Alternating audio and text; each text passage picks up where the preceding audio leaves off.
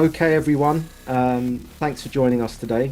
I'm very lucky to have this gentleman with me. We've connected online, and I know he's got a very important story of his own to share, and it connects with a lot of the other guests that I've been speaking to recently. And it's around dissociative identity disorder and the causes of that and the story around that. His name's JR. How you doing, JR? Welcome to the show. Thank you, John. I really appreciate it. Yeah, Me too.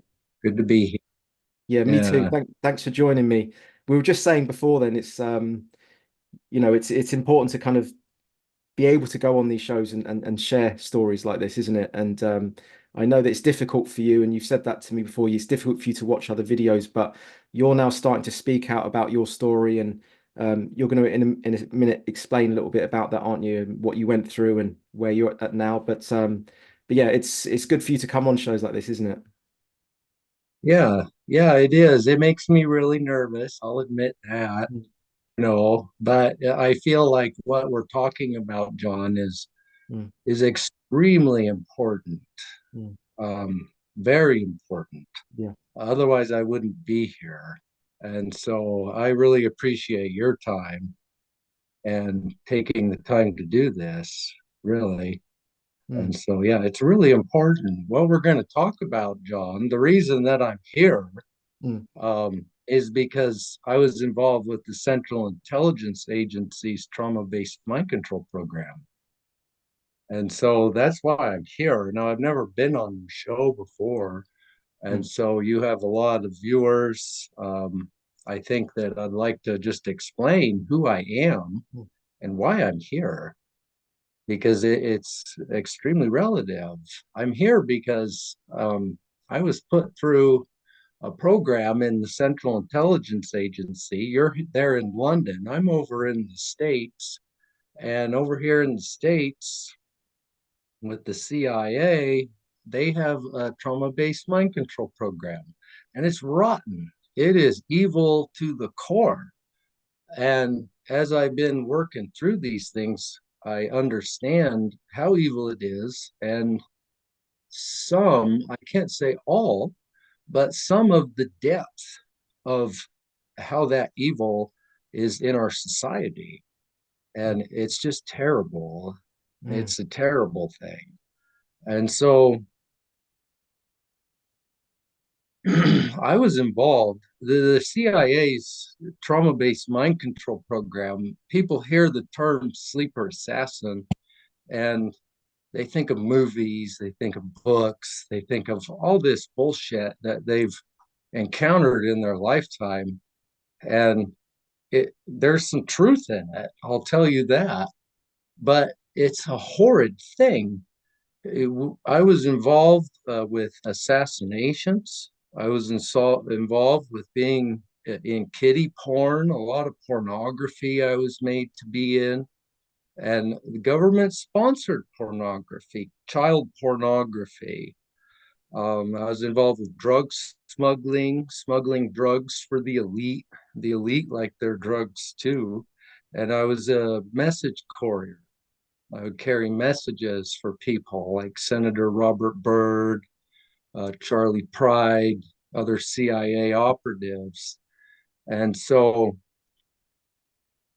I didn't start to remember these things until 2017. There's a lot of work, John, that goes into compartmentalizing our memory. mm, Yeah, and so what we're talking about is trauma-based mind control, and it's based around trauma of extensive, extreme trauma. Um, I also call it human bioprogramming. That's something that John Lilly would refer to it as. I knew John Lilly. He was one of the doctors. He was the head doctor, I believe, in charge of my programming, mm. Dr. John C. Lilly. Okay. And but the process is extreme abuse. And so in order to make someone who is a sleeper, you have to go through a process. We're not just people who grew up in a normal family and then we joined the military and then we got involved with the intelligence community. we were born into it. And so I was born into the project. My grandfather, he was involved with the Central Intelligence Agency a Mm. long way back, I believe from its conception.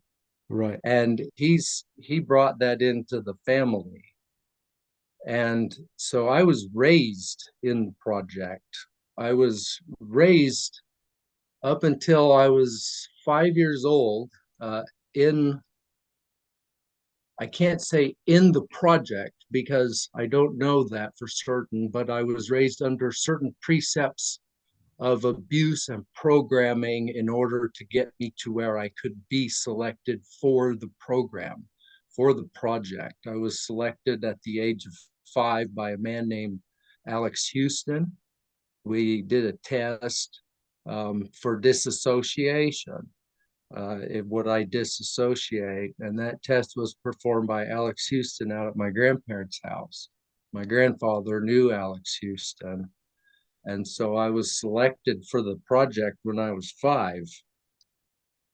And then I was really what I would say initiated into the program, the project, when I was 6.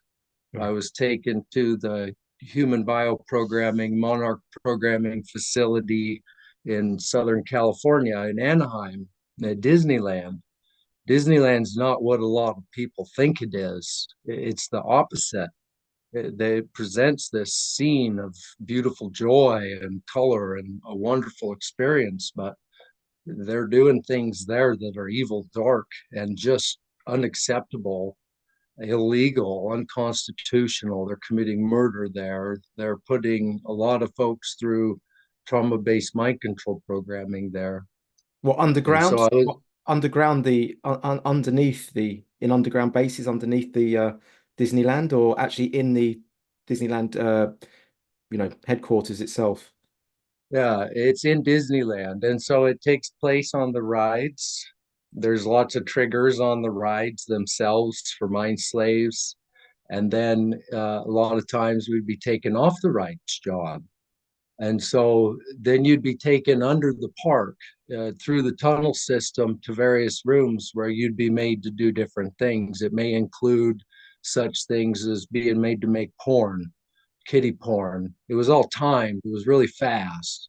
And so you'd be taken off of a ride, Peter Pan, Alice in Wonderland, and you'd be taken under the park. And there was a process to it. They'd start you at one, and you'd go through a process of several different rides in that day or in that trip that you'd be taken off of and be put through programming. My grandfather was often there. He was heavily involved with the trauma based mind control program. My grandfather worked Mm. with Walt Disney on establishing the mind control program there in the park. No.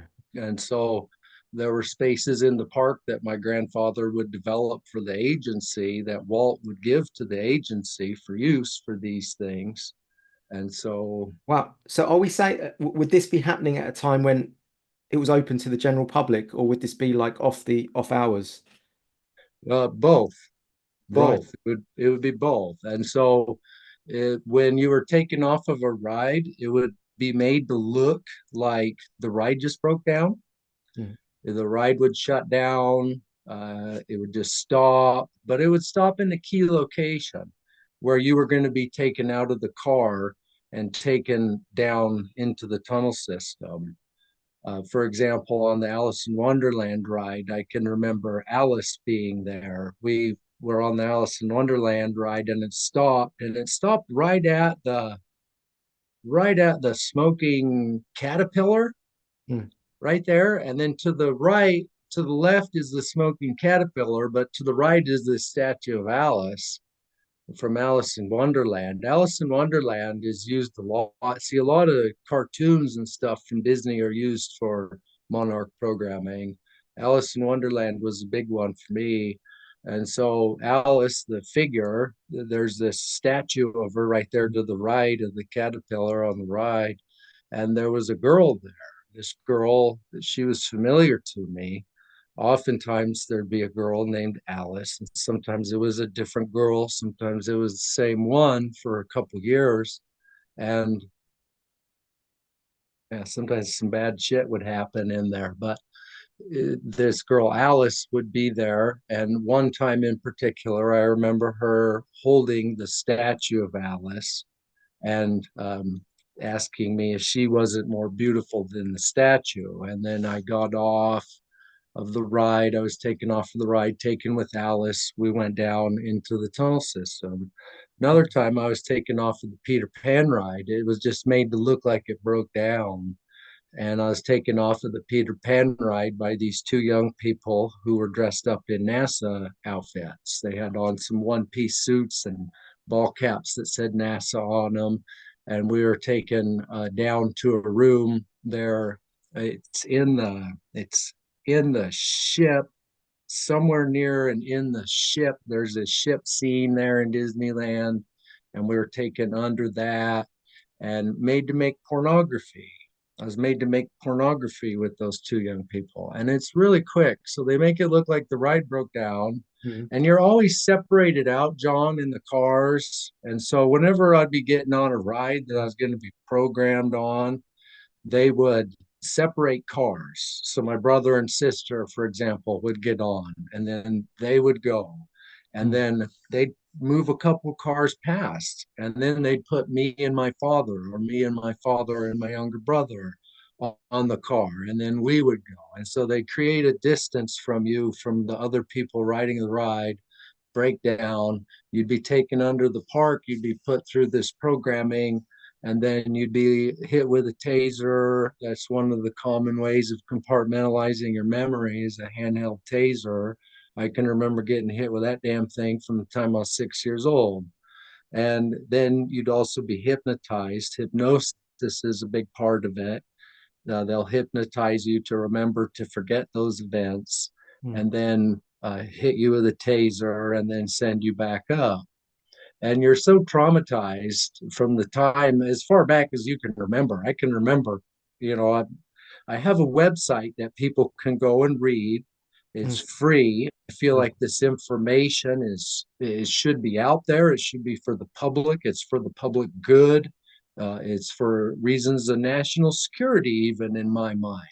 Mm. This is what's going on behind the veil of the 1947 National Security Act and the 1949 Central Intelligence Agency Act. These things are all being protected for all these criminals. I want to swear, but I'll try to hold my Mm. language.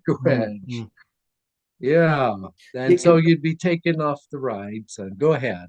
yeah, no, thank you for this and thank you for sharing this. It must be quite difficult to go back into that as well. Can I just ask then, so on these rides, you're taken onto these carts, with on like the track, for the rides.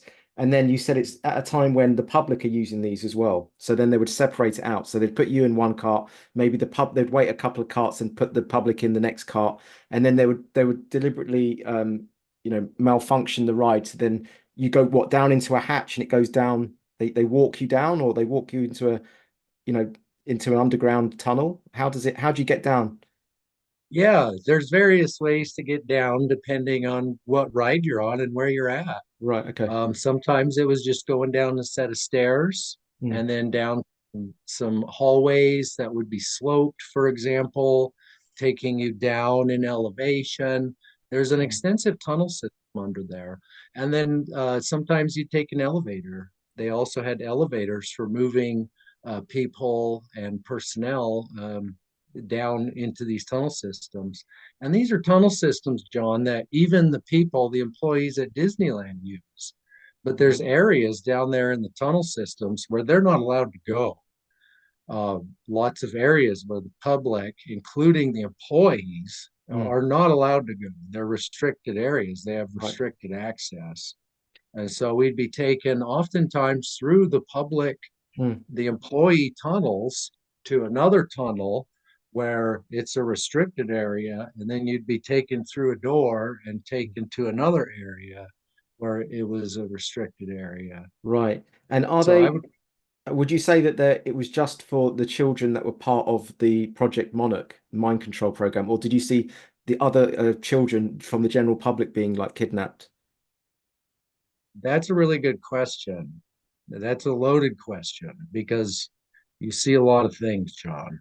Mm, It's not just the CIA doing this, mm, it's also what I call the satanic elite. yeah, The CIA didn't invent trauma based mind control. The satanic elite have been doing it for centuries. They've been doing this for years to their own kids. And so you would see people down there that were being programmed, for example, for Hollywood. They'd mm, be being programmed for some elite family for various reasons. And so it's not just the CIA. You also had individuals that were held there. There's human trafficking that takes place there. So you mentioned kidnapping. yeah, I never witnessed, to my knowledge or my recollection, yeah, anyone in the tunnels, but I was taken to a room when I was 6 years old mm, off of a ride. It was the Wild Toad ride. And I was taken down into the tunnels and taken to a room. My grandfather was there. Like I said, he was heavily involved with this stuff. He would often meet us there and he would play different roles. He'd play the Mad Hatter, different things like that. The captain, that's something else mm, from Peter Pan. And he would play those roles and he'd dress up in costumes for it. Well, when I was 6, I was taken down there and there was this room I was taken to where it was filled with cages, much like you would see at a zoo or something. And in those cages were children. And those children were held there. They'd been abducted in some way and they were held there and they were being put through some extreme trauma and they were disposed of. They would be used for programming of the people like me who were being brought down there, and so we'd be made to kill them, or in this instance that I'm talking about now, my grandfather killed a little girl. He said she'd been giving him trouble, and it was all about trauma. It was all about making us be involved with that. And she was placed on an altar there in the room, and her throat was slit out, John, right in front of us and right in front of all the other children in the cages. And we were made to drink this little girl's blood. That's something that these people are really into. And so, another component that we're talking about that is a difficult thing for people to get their minds wrapped around is black magic. mm, It's been presented to the general public as a bunch of hogwash and bullshit, but black magic is very real. And trauma based mind control is, in and of itself, black magic.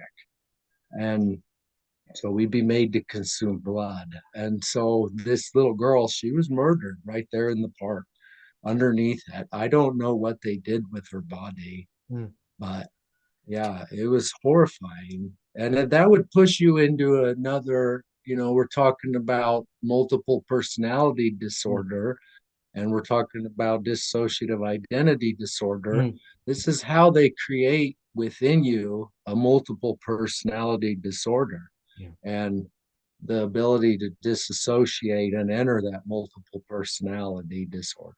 Yeah, absolutely. And I'd like to talk to you a little bit about that in a second because I've had many conversations about this now, and the best metaphor that I've got is that it's like a honeycomb, like all the different compartments in a honeycomb. And it's when you get these different altars, you can kind of move into the different parts. I think they're called, you said compartmentalize, the different compartments.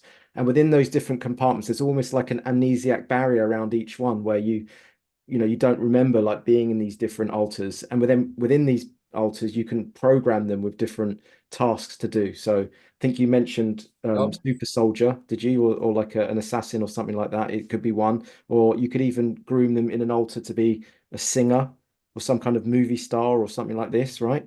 But does it yep. actually, do you take on like like a supernatural physical power within those altars? Or like, do you gain it for a singer, for instance? Do you gain like a better voice, or is there anything actually like an ability that you gain from being in those altars or not? E, that's a hard question to answer, John, because yes, I was programmed to be able to do what's called remote viewing. I have the ability to remote view, and I'm still to this day, I work on it, Mm. and I still have the ability to remote view. And it's an incredible thing to do and to experience. And you're able to see things that have happened or that are happening um, at that time from where you're at. I'm able to Anywhere in the close world, my eyes you can sort of take anywhere in the yourself world. anywhere. Yeah. Yeah. And so some folks would call that, I guess, a super whatever. Yeah. Yeah. But for me, it's black magic. It's I don't know how to describe it. And then singing, you know, I knew a man, the man who bought me, okay, the man who was involved in my life Mm. from the time that I can remember of being 6 years old was Senator Robert Byrd. This guy, he was a friend of my grandpa's. Byrd and my grandfather worked for the project together on various things, and they were pretty good friends, to my understanding. Mm. And I can remember Byrd taking me. This isn't something you'll find in my journal online, but it is a memory I've been working on quite a bit. I was taken to a naval base outside Memphis. No, it was Fort Worth, Texas, outside Fort Worth there to a military base. It was a Navy facility. And I was put through various programming by Byrd, both my younger cousin and I. My Mm. younger cousin, he played the violin, and I played the guitar a little bit. And Byrd wanted to use me in the music industry to sing. And so that night, I was put through some programming for singing by Byrd. And that was an interesting facility. Mm. They had it set up with an area for programming. This was a restricted area. Not everyone on the base could go there. And they had an area, interestingly enough, that was set up as an apartment for the programmer. And so the programmers, the human bioprogrammers, could take someone there to that facility on Mm. that base and program them for days. And the programmer would have a suite basically to stay in while he was programming the mind slave that he was working on. And so the music thing, um, they take your talents too. I was tested by Charlie Pride before that Mm. for my voice.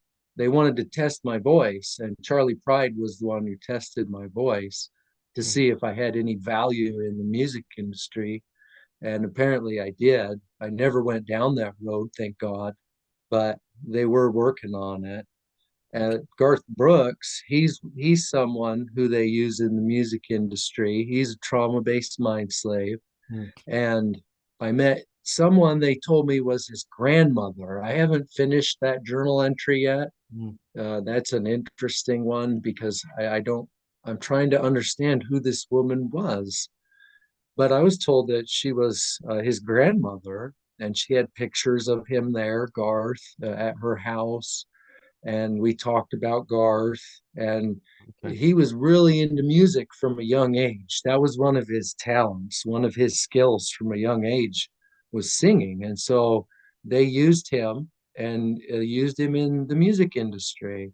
But he would have been put through programming, John, for Yeah. singing. Another example is Larry Bird. He's a basketball player. Oh, wow. Larry Bird's trauma-based mind slave. And Larry Bird, he was programmed to be better at playing basketball. He was already naturally good at it, but he was programmed to be better at it. Bird owned him, Senator Robert Byrd. That was one of his mind slaves. They would talk to you about these kinds of things. Byrd talked to me about that when How I can was you? 15 years old. Okay, this is like wow. It's just so. How can you make someone who's talented at basketball even more talented with the mind programming? Um, Because you're able to take them into a state of mind where yeah. they're able to I don't know quite how to describe that, John. That's a really good question, but these people have it down to a science, and they are able to enhance your natural talents and your skills. And I would have to say that it's through uh, using you in a different personality, Yeah. because you have these various personalities that are good at lots of different things. I have personalities even, I can sometimes I have trouble seeing. And I'm like, what's wrong with my eyes? Why am I having trouble seeing right now? Well, it's Yeah. because I've been moving through personalities and I'm in one of the personalities that doesn't see very good. The transitions can be subtle. Sometimes they're huge and Right. you're a completely different person, and Okay. sometimes they're subtle. Is this what they like? There's a boxer called Deontay Wilder, and he often talks about how he flips into his alter called the Bronze Bomber. There's only one bronze It doesn't matter. bomber.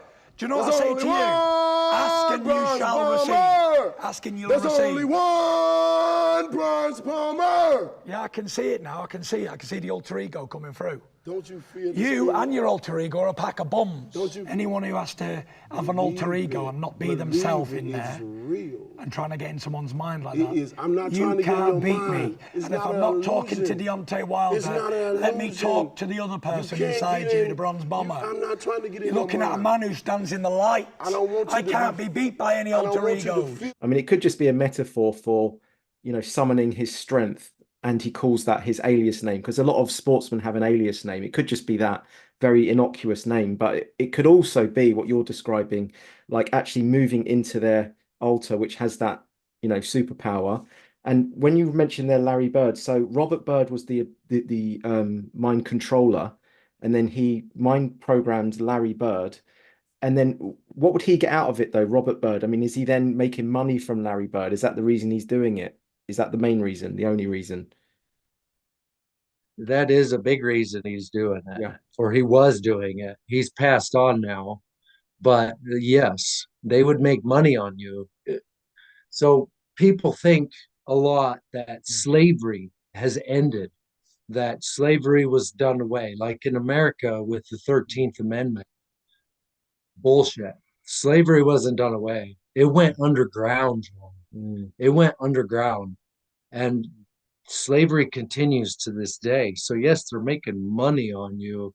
When Bird first bought me, when I in 1993, see, I was run Mm. through the trauma-based mind control program by the CIA from the time I was 6, Yeah. and I was sponsored by the Central Intelligence Agency through the programming. Yeah. And then when I was 15 in 93, I turned 15 and I was purchased by Bird Mm. for the agency to use as a trauma-based mind slave. So I was literally bought as a slave by Bird. My father was paid through a transaction which looked legit. It Mm. was a computer sales agreement of some kind with Right. the local school district, which he made a ton of money off.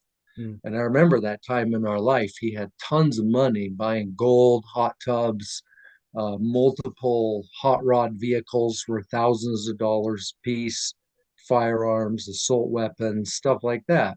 Tons of money running through. So he was paid through a contract that looked legit, but that contract was awarded to him because he sold me to Bird for use by the CIA. Well, what did Bird do? Right after he bought me, he took me to Memphis, Mm. Tennessee. My grandparents took me to Memphis, and I was made to go with this guy, Jamie, and his sister, Barbara, Mm. and we went and made some pornography. There was this other guy named John, and I remember John. I even saw John, that son of a bitch. I saw him in gosh, I forget what year it Mm. was. I saw him again after this event, and then I saw him after I started to remember things in 2017. He was posing as an investor for a building that I was working in, and he walked right by me, and I was like, "Oh my God, that was John!" Like, because they were not happy with me at that time.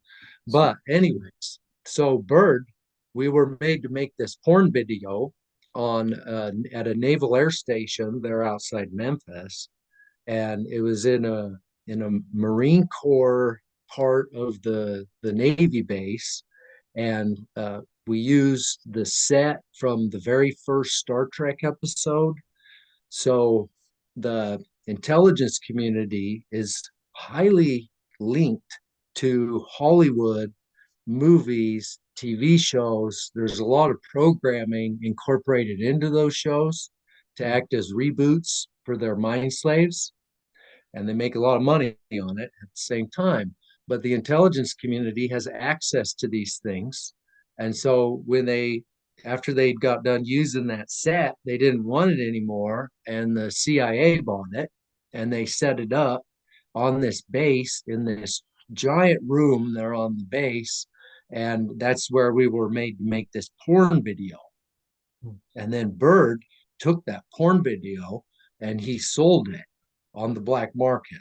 And I remember him telling me after only a couple of days, John, he'd made like 50 grand on that video.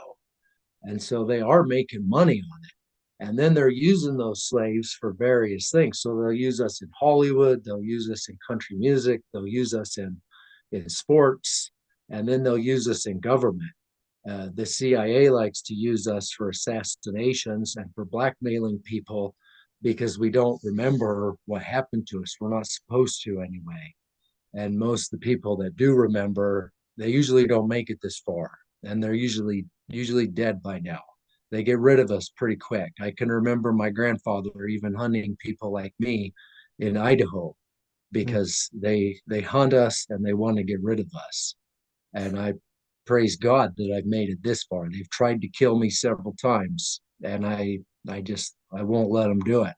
You can see them coming. You can see the circumstances all coming together, and you're very acutely aware. I used to do what these people try to do to me. They haven't tried in a while. When I first started to remember and I was in Idaho, that was the most dangerous time for me. And so I had to get out of Idaho. We got out of Idaho in 2020 and moved. I moved as far away as I could afford to move from Idaho. And things calmed down. But they harassed me the whole time I was moving. They followed me. I was followed out of different cities I'd stay in. I'd just watch the undercover police or whoever the hell it was escort me out of town, and then helicopters would be flying all around us. And one time I didn't even notice one. My wife, I got back in the vehicle. Yeah, and she was like, "Didn't you see and hear that helicopter right over you, dude?" Like, and I was like, "No, I was busy talking to this guy." Like, Wow. and so yeah, they don't like us. They want to keep us quiet, but Because I guess they don't want it coming out. They don't want the truth coming out. That's the main reason, right? They don't want the whole thing being exposed. no, they don't want the consciousness of humanity being elevated to the point where they can understand it. Yeah. We're at a point at a turning of human consciousness. Yeah. If the people don't even know, when I try to talk to people, when I first started to wake up, I tried to talk to people about it in my environment, at work, in various places.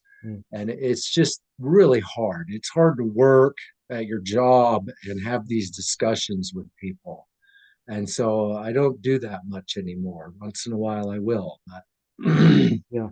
it's very difficult. Very difficult. Well, thank you. I really appreciate you having the resilience and courage to do speak out, and come on these types of shows and, really have that courage and that bravery to shine your light and shine a light on this darkness, because it must have been, I can't even imagine what you've gone through and how excruciating it's been, but then to still know what's right and have that moral compass and then still speak out, that takes a lot. And on behalf of me and everyone I'm sure watching as well, would like to thank you for that, dearly. Yeah.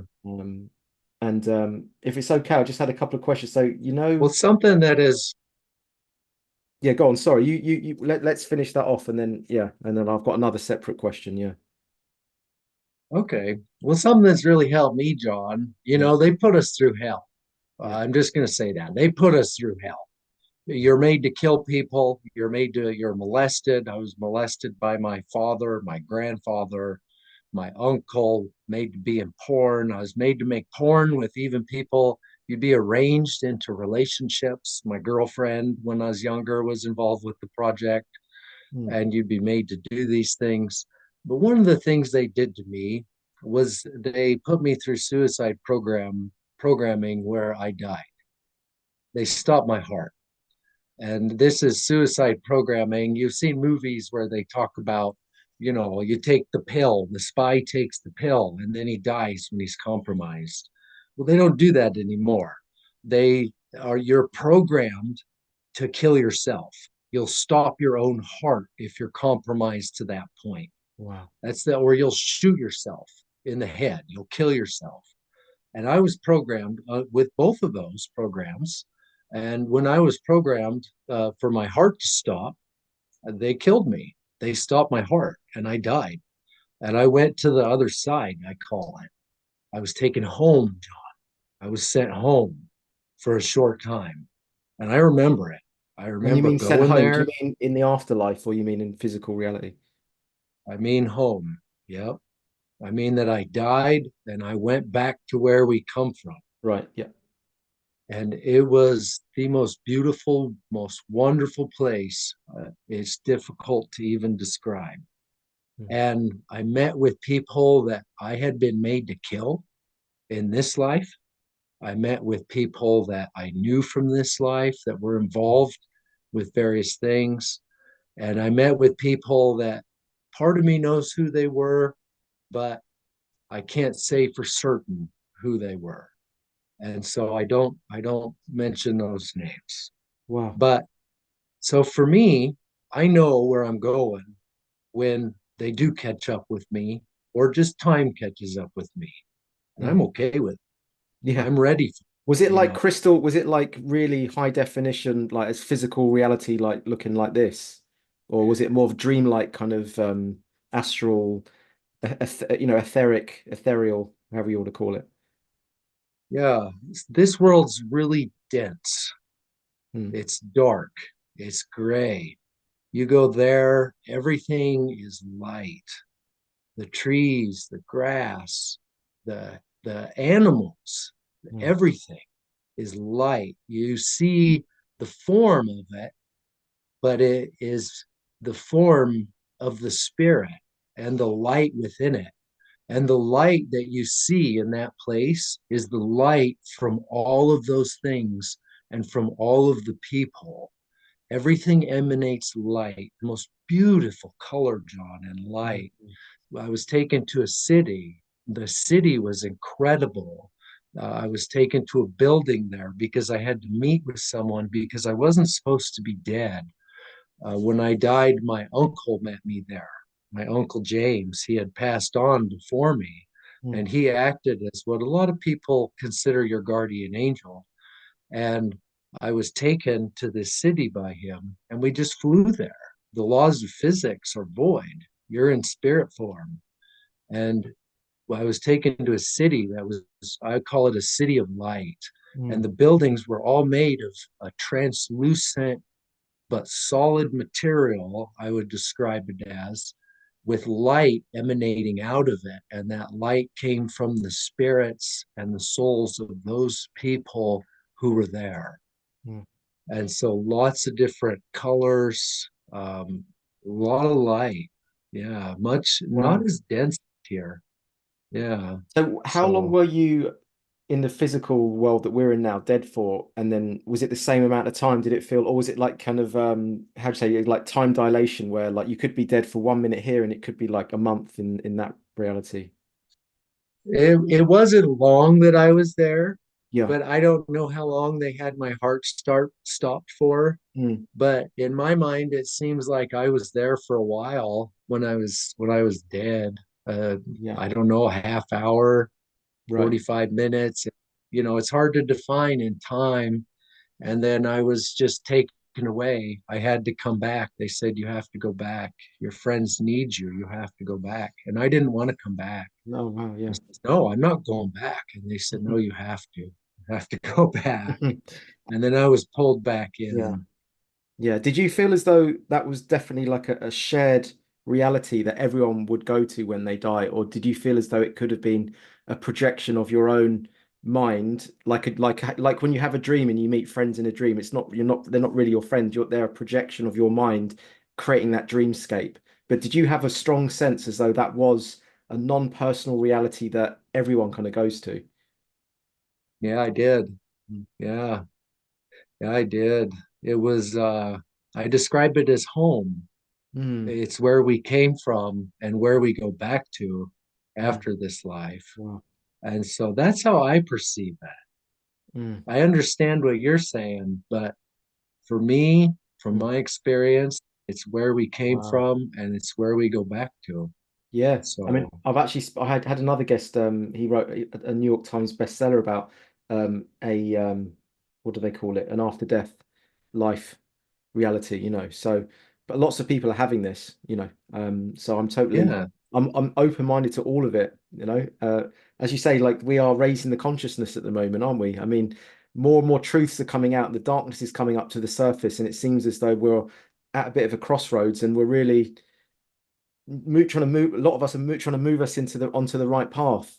Either the path of darkness or the yeah, path of light. And I feel as though there is a shift happening. It does feel as though a lot of good stuff is happening at the moment. So when you're telling me this stuff, it connects to what I believe is happening on a human consciousness level, on a humanity level. So I'm with you, brother. I'm all, yeah, I'm with you. yeah, Can I just ask, just to go yeah. back, because there's so much that we could go into, isn't there? But Yeah, there's a lot. why were you not killed? So because you grew up in that family, you were kept alive, and then therefore you were mind controlled to become a slave for different purposes.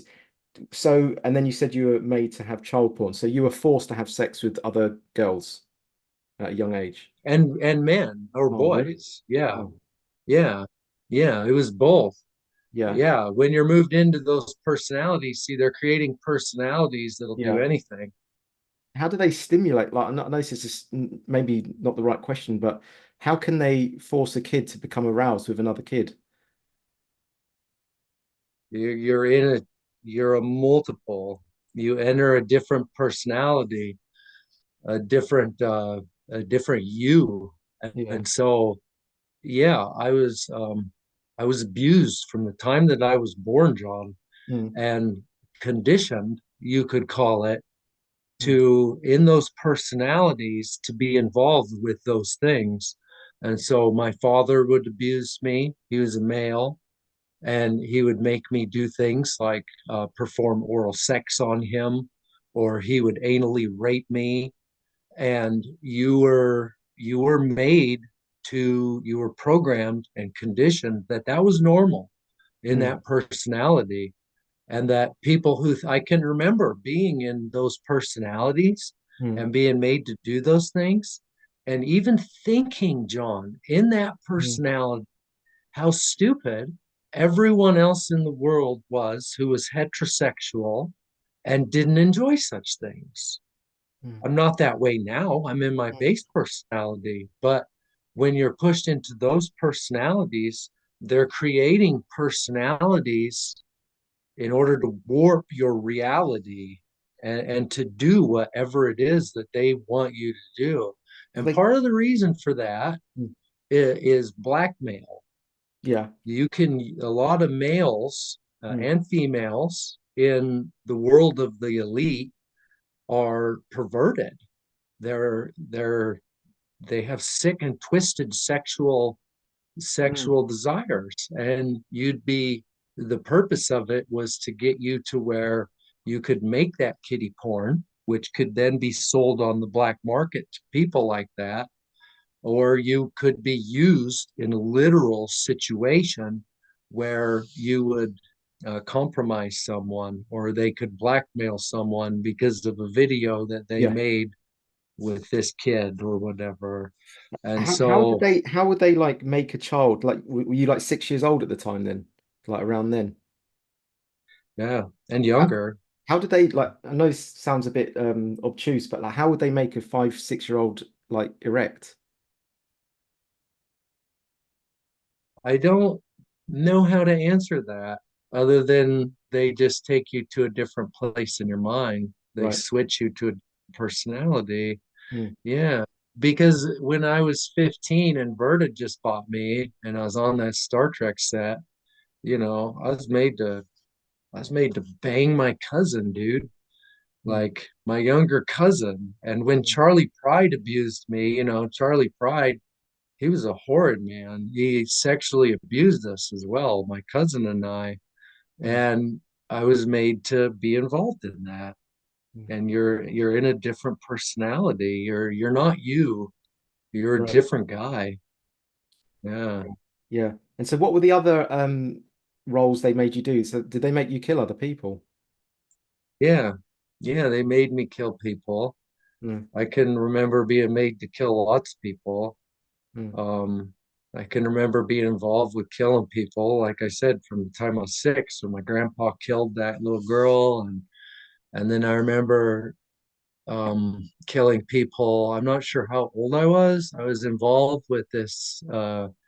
It's called the Blood Atonement in the Mormon Church. Mm. And so I was raised in a Mormon family. Mm. They said that they were Mormon. On the books, they're Mormon. Mm. There's a lot of Satanists hiding in the Mormon Yeah. church. And my family is a family of Satanists that are hiding in the church. Mm. And there was this satanic network in our area, which my family was involved with. And they killed this whole family.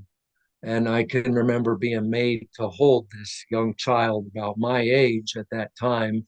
I was probably around 7 years old or so. Mm. And I was made to hold him while they went through it, and they would cut everyone's throats. And then they would always catch the blood, John, in a bowl. It was usually a white bowl Mm. because of contrast of Mm. color. And then you'd be made to drink that blood. Mm. The blood is something the satanic elite consider to be the fountain of youth. There's specific drugs that are released in that blood when someone's killed under trauma, and Adrenochrome. you feel those effects when you drink it, and it gives you this buzz, and it's supposed to cause longevity in the body and cause you to live longer. Yeah. And Mm. so I was made to be involved with killing people. And then I was made to kill for the CIA, a lot of folks. I was made to just Adults? kill random people, Are these adults you're killing or children? both. Really? So you'd kill adults as a child as well? I don't remember. I remember killing this guy when I was 15. He was a homeless man.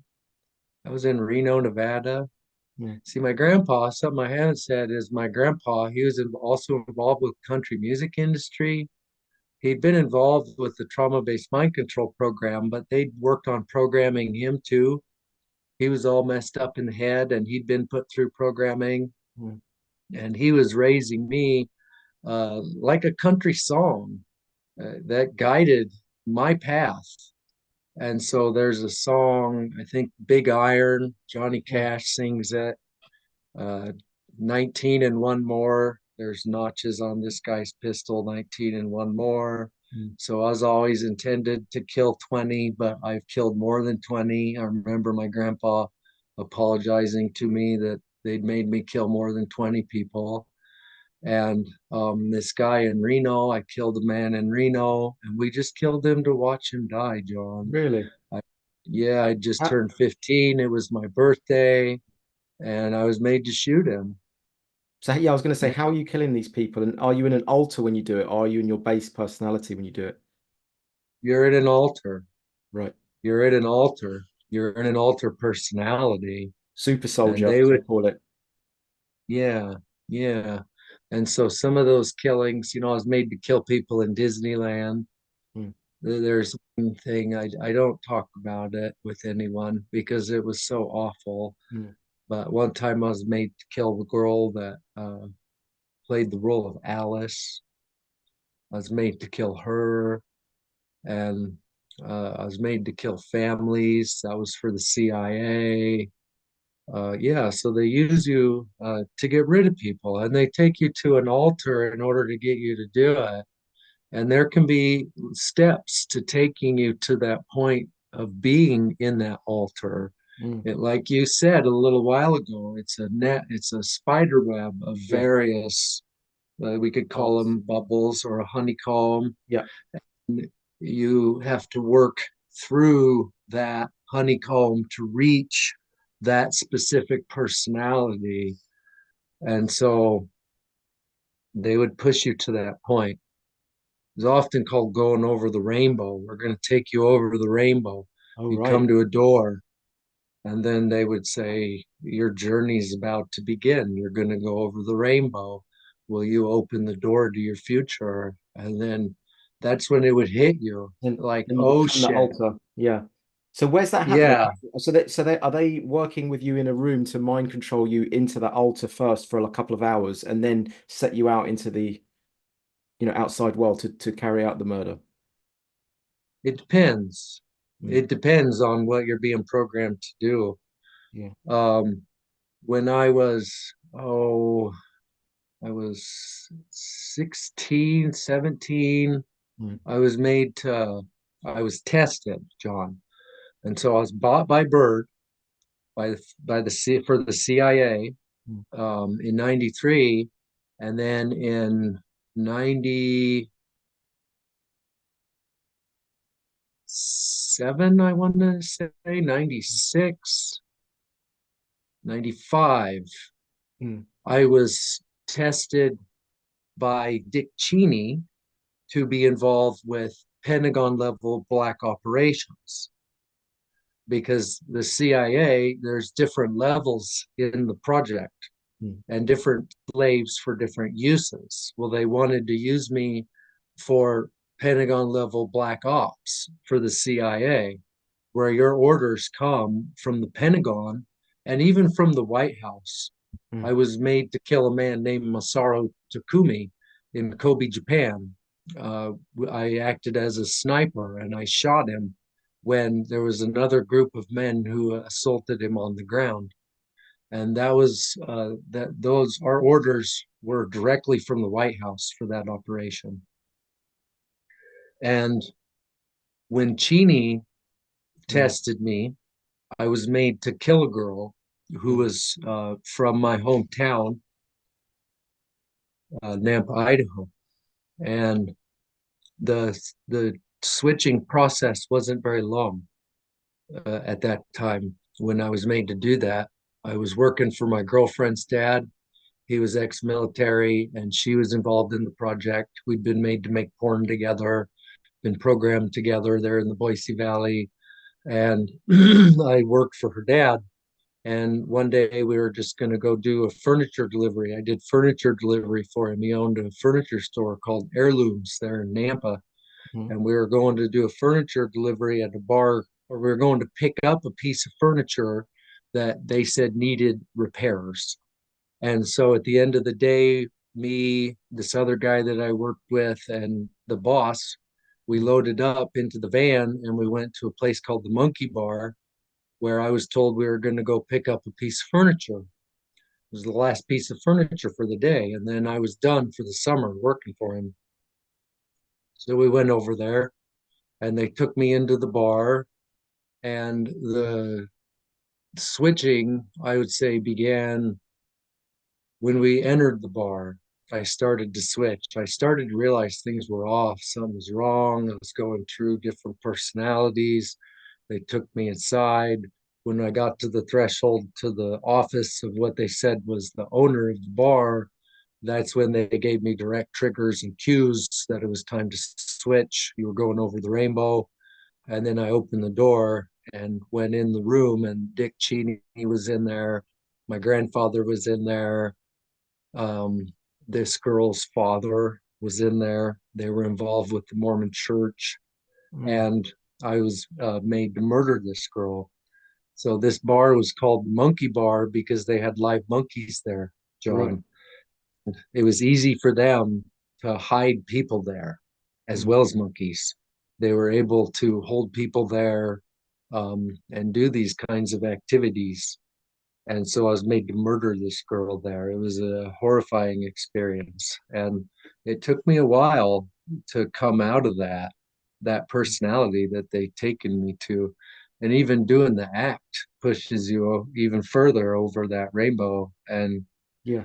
you're all messed up, man. What are those triggers? You know, like you said, when you got to the bar, they would like drop in triggers. Like, can you say? Yeah, I was like, what sort of things are they saying? Yeah. Yeah. Well, things like you're going over the rainbow. Yeah, okay, that one, yeah. That's a key trigger right there. You're And about to go. there's a song like Somewhere Over the Rainbow. Yeah, there is. Yeah, there is a song. I'm wondering whether like some of these songs are deliberately designed to trigger people. I They mean, are. even the LGBTQ flag is a rainbow. I wonder if that's connected. I don't know. I mean, it makes you think, doesn't it? I don't know the answer to that, No, I don't. John. Yeah. But yeah, but that song Over the Rainbow, I would argue is. Right. Yeah. And they've harassed me with that song before. Oh, right. Uh, yeah, when I was back east here a couple of 2, 3 years ago, 4 years ago, I was over in Maine, and I went to a beach, and there was a big group of people there, and they were playing that song. Mm. And I was harassed very heavily in Maine. The Navy came and some helicopters. There were people on the ground, military personnel that I recognized as military personnel follow me around. And then there were events such as a big group of people playing that song very loud on the beach, which after my experience on the beach, I had switched into another personality and I had a very rough night. They'll try to switch you into personalities so that you'll kill yourself. And Right. even my daughter, when we were on that beach, was like, Dad, there's people following us around. Like, shit's getting weird, dude. And so if you're paying attention and you're watching for these Mm. things, you see them. And so going over the rainbow is a big Yeah. trigger. Another one that was used on me, you asked about how do they get you to be a homosexual, for example, into that personality. One of those key triggers was I would be touched behind the ear Right. by my grandfather or my father, and they would use the word fellatio. They would say, You're going to perform fellatio. And then you would switch into that altered personality that was made for doing those things. How would And then that you'd be, work though? How would that trigger work? Have they already tortured you with electric shock treatment to make you panic so much about not going along with it that the psyche just makes you want to go along with the trigger? Is that kind of how it works? The word. it's, that is a really good question, John, because this shit scared me for a long time Mm. until 2017 when I started to really gain an understanding of this stuff and what Yeah. I'd been through. I would experience things that were unexplainable. For example, I was at my grandparents' house and it was the holidays. I believe it was Christmas, and Yeah. I was visiting my grandmother and her husband. My grandfather had passed away and she'd married this other crusty old man who was a bad dude and he was a weirdo. And I took my daughter, who was very young at that time, 1 or 2 years old, and he wanted to hold her. And I handed her to him, and he held her for a minute, and then he started to tickle her. And then he pulled up her shirt and he started to tickle her stomach. Well, I went over the rainbow, John. I switched right there. When he started to do that act, Mm. there are programs in you that want to keep you quiet, Yeah. that want you to follow orders, that want you to do what you're told. And if you don't, there's more trauma to follow, or you might just die. And so that's what you're dealing with. And Yeah. so when he started to do that, I switched and I couldn't move. I could Mm. not come to the defense of my own daughter. And I just stood there and I went blank. I just went blank. And I just stood there. And I was like, in my head, I was like, oh my God, what is happening? Why can't I move? What is going on? And my grandmother stepped in and said, we won't have none of that in the family anymore. And she took my daughter away from him and gave him to either me or my wife. I don't remember which. I was in a really bad way. And when I was driving home from that experience, I lived up in Moscow, Idaho at that time, was going to the university up there. Mm. And when I was after that experience, I was just going through it in my head Mm. and it terrified me. I was like, what happened to me? Why couldn't I react? Why couldn't I move? Well, I'd been pushed into an altar that was docile and wouldn't move. I was in another personality. But it freaked me out, Joe. Wow. It's hard to describe and Yeah. it's difficult to explain. You lose control. You lose control. It's called mind control for a reason. Yeah. They control it. They control your mind. When I first started to remember these things in 2017 and I started to work through it, there was a key moment in my therapy. I saw a therapist for a little while, about 2.5 months, until things got so scary for her that she was like, "You can't come see me anymore and talk about this stuff. This really freaks me out." And weird things would happen there. That's a whole nother story. But I can remember the key event of complete clarity coming to my mind of, oh my God, something's wrong with my mind. I was involved with something very bad. My parents were involved with something very bad. When that clarity came to my mind, the only way I could describe it, John, was the spell had been broken. Mm. It was very, it's a very powerful satanic spell, is what they're working with, is how I would describe it. And it's a spell, it's mind control. They're able to take over your mind. This base personality that you're talking to right now is pushed away, and another one steps in, and there's many of them. And then you start to move through them, and they know how to navigate through them and get to the one they want to do what they want you to do. And So, is it all done sorry, I through, haven't. that's great. It's so powerful what you're saying. Would you say that they mind control you through hypnosis? Like, what's the actual mechanism that they use for it? I mean, is it like, the old hypnotists swinging, watch or whatever, or is it through like the electric shock, like a Pavlovian, like the Pavlov's dog kind of torture treatment with electric shock? Or is it, yeah, like what's the actual process to put you into that mind control generally? Everything you just described. Yeah. It starts with trauma. Yeah. Imagine someone, a lot of folks know people who have been put through a very traumatic experience. Maybe it was a car wreck and they saw someone die next to them that they Mm. loved in this wreck. Or Mm. maybe it's a combat veteran who lost his leg and watched his buddy's head get blown off. Those kinds of events, the trauma themselves will compartmentalize the memory naturally. Mm. It's one of our makers mechanisms for helping us to deal with the trauma and not go completely mad from it. Mm. And so that's number one, I would say, is trauma is part of the formula. The second part of it, aside from trauma, is hypnotism, like you just defined. And they did use a watch, and they would hold it in front of you, and they would make you count. We're going to count to 10. And by the time I reach 10, you're going to be here. And they would use that. And they would take you after applying trauma or before applying trauma into that state of hypnosis. And then after you'd been traumatized, you'd been hypnotized. And usually, from what I can recall, John, you'd be hypnotized at the end. That usually took place at the end of the trauma, after you'd been made to do whatever it was they wanted to do, and the trauma had been thoroughly applied. And then you'd be put through the process of hypnosis to remember to forget. And a lot of times, an alternative storyline would be put into your mind, into your subconscious mind. You'd be told, for example, you got that black eye because you were out playing baseball at night or catch, and your friend that you were with threw the ball and you couldn't see it coming and it hit you in the face. So you'd be given that alternative narrative of your experience, which had occurred that night. And then you would be hit with an electric taser, and they pick a spot on your body. That spot was picked when I was 6 years old on my body by my father and I in the bathroom of the hotel we were staying at in Anaheim, California. This was after the first day that I can remember being in Disneyland.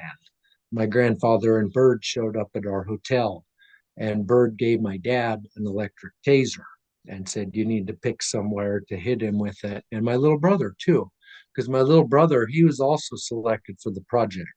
But to my knowledge, he was never purchased for use by the CIA. But he was selected to be sponsored by the CIA for Monarch programming. And so he was put through it as well.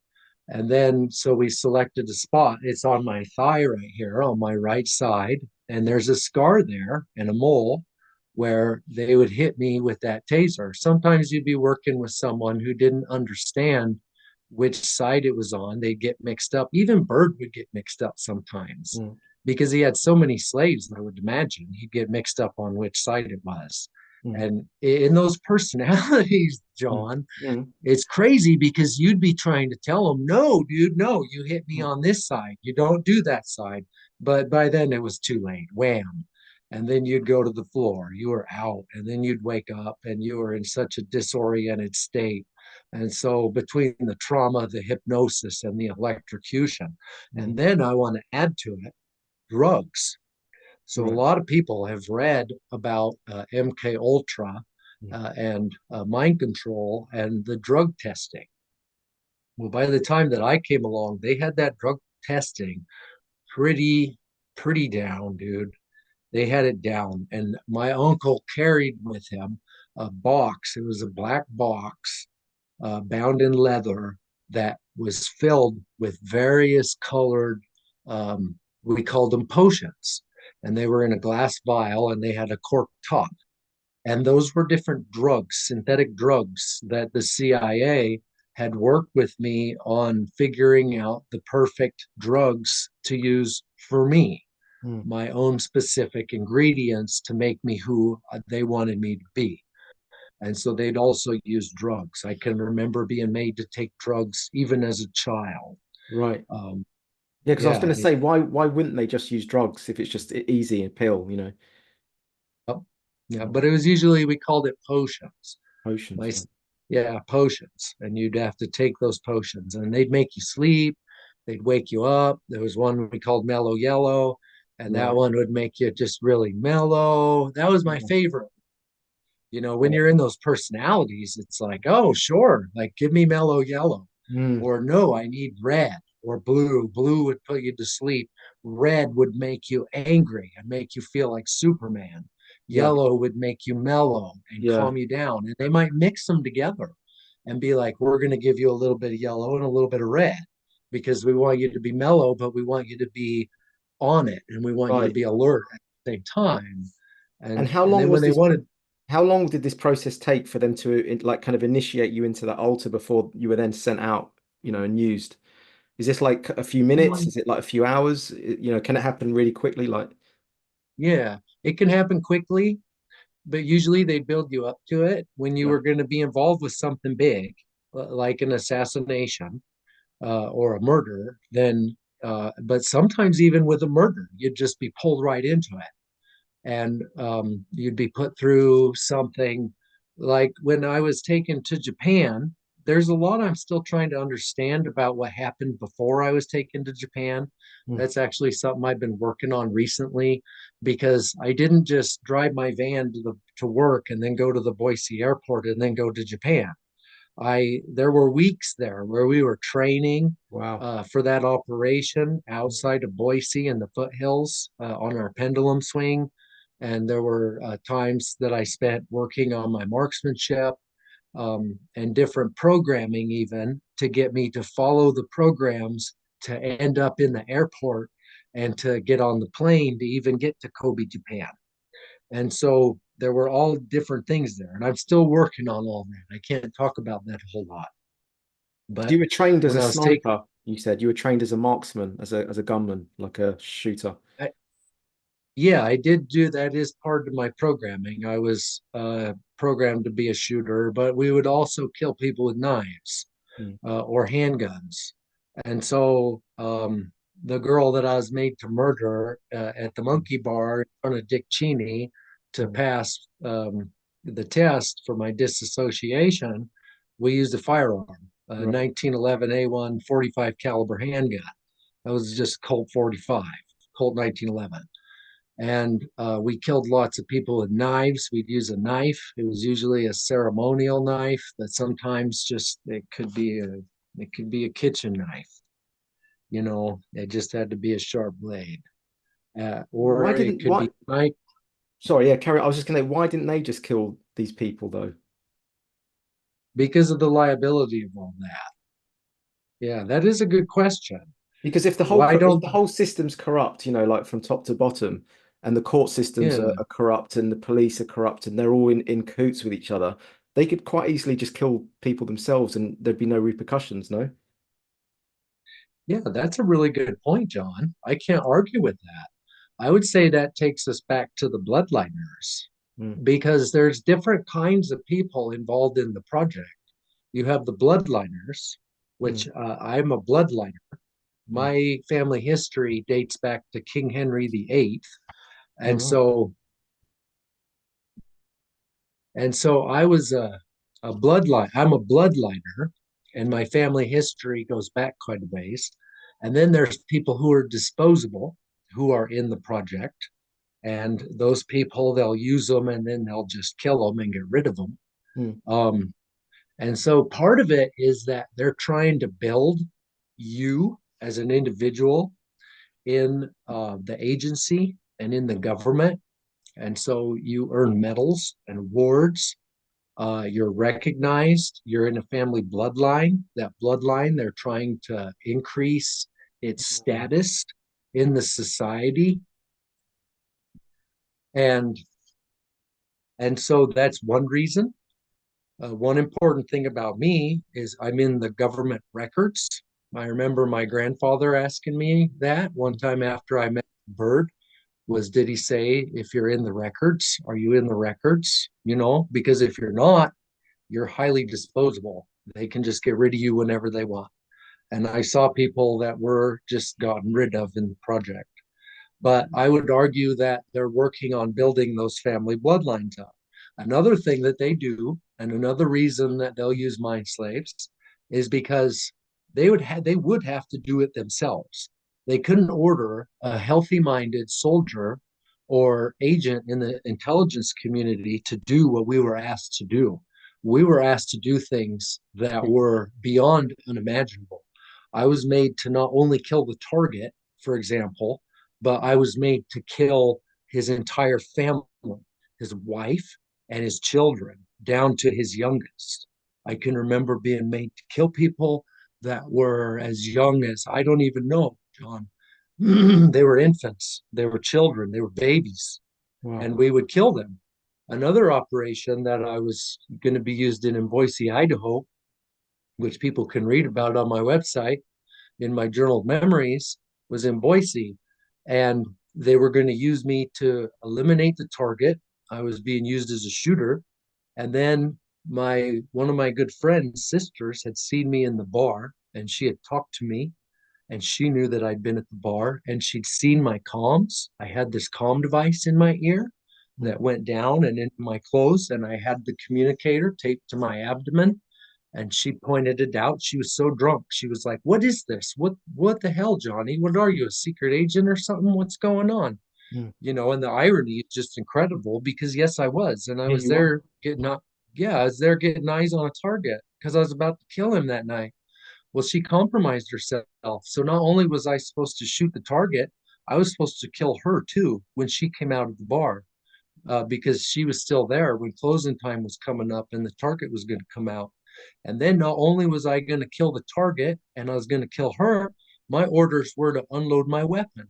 I was supposed to kill as many people as humanly possible that came out of the bar Oh, because wow. they wanted it all to be covered up as a mass shooting. Right. And so that's one of the reasons, some of the reasons that they'll use mind slaves is because the things that they're making us do are so terrible and so awful. And I would imagine, John, that my grandfather was made to do these things and Right. So it's that passed they were down through the working. generations, basically. That's how it kind of works. But then how, like you That's say, how it works. what would happen? So surely there's other people in the bar that would see you shoot this person and then they all know who you are. It doesn't work that way. No, I was positioned about 500, 600 yards away on top of a bank, Zion's Bank.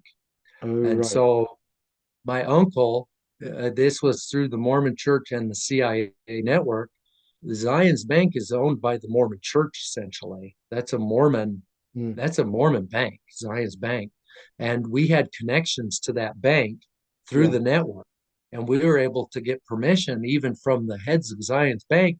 Yeah, you can use our building for what Just, you're doing. I see like a sniper from there. Exactly. Yep. Okay, because what about the monkey bar when you went in and wasn't there like you shot someone within a bar, like public bar? I did. So what? Yeah, Where was but the that was public there? Weren't they noticing the other people? because we went back into an office room, Right. and so we weren't in the public area. And then, John, Mm. what they did was the monkey bar was located right next to the railroad tracks, and so they waited for the train. There was a train coming. Mm. They'll always try to use some kind of cover, and so there was a train coming, and the train was really loud. It went by, single Mm. shot, boom, and that was that. And so Right. it was Okay. loud. It was a loud shot, but we were back in a room away from the public. And I don't know how many people in that bar were involved with the agency either at that time, because Oh, they'll fill bars with personnel, you know, yeah. that's the kind of stuff they'll do. I remember one time, Leonardo DiCaprio, I met Leo a couple times, Mm. and he was in Sun Valley one time making an ass out of himself, getting drunk. Mm. And I was sent in to get him to quit drinking because he'd make such an ass out of himself when he would get to drinking that they want to quit that. They don't want people, they don't want the paparazzis, they don't want it in the media, they Mm. don't want people seeing that Leo could make a serious ass of himself. And so I was sent in to get him to quit drinking and to get him out of there. And almost everyone in the bar, if not everyone in the bar, was with the agency at that time. They filled the bar with people from the agency. They contain situations, they contain it. And so I was sent in, a storyline was built. I was sent in, I sat down at the bar, and I knew that everyone in the room was CIA and they were going to back up my story, whatever I told the Leo. And so they'll So fill hang the on. So room. Leo wasn't an agent. He's not an agent. No, he was just an actor, drunk actor. Leo's a CIA mind slave. Is he? Yeah. Right. Yeah. Leo's a CIA mind slave. He's used in Hollywood. He was raised in the project and he's a trauma-based mind slave. Yeah, his father was a horrid man, as far as my understanding goes. I first met him back in, oh, when was that? Spring of '96. I met him in this skyscraper. We talked about Disneyland before hours and after hours. Well, I had to escort my grandma. It's such a long story, John, but I met Leo in a restaurant in the top of a skyscraper, and he was making an ass out of himself there. He turned 21, I believe it was a couple months or so prior, and was just making an ass out of himself there in the bar. He liked to get drunk. Yeah. And when he went to drink, he was there to drink. He was like, I'm getting drunk tonight. Yeah, but so I he was don't set out. know. He was set free from the mind slave program at that point. Well, we're allowed to do our own things, Right. and so Leo likes to drink. And so he was allowed to go and drink. They can only control so much of your existence, Yeah. but True. that's why they're called handlers, John, Yeah. because they're there to handle you. Mm. And so I was with my uncle, who was a CIA handler, when I met him at first in that restaurant in the top of the skyscraper. And my uncle was a handler and he knew Leo, and Leo knew my uncle. And my uncle's job was handling Leo and handling mind slaves like myself and like Leo and like Mm. Garth and like Britney Spears. Britney Spears is a Yeah. mind. Well, I was going to say the Disney Club is isn't that like an MK Ultra mind control program for to raise those children into the I've heard that, but I can't say don't know. yes or no about that. Yeah. Something I can tell you is my father growing up, he would say weird things sometimes. And I remember being younger and him telling me that the Mickey Mouse Club Mickey Mouse was Club. satanic Right. and that it was a bad thing, and being really confused, like, what are you talking about, Dad?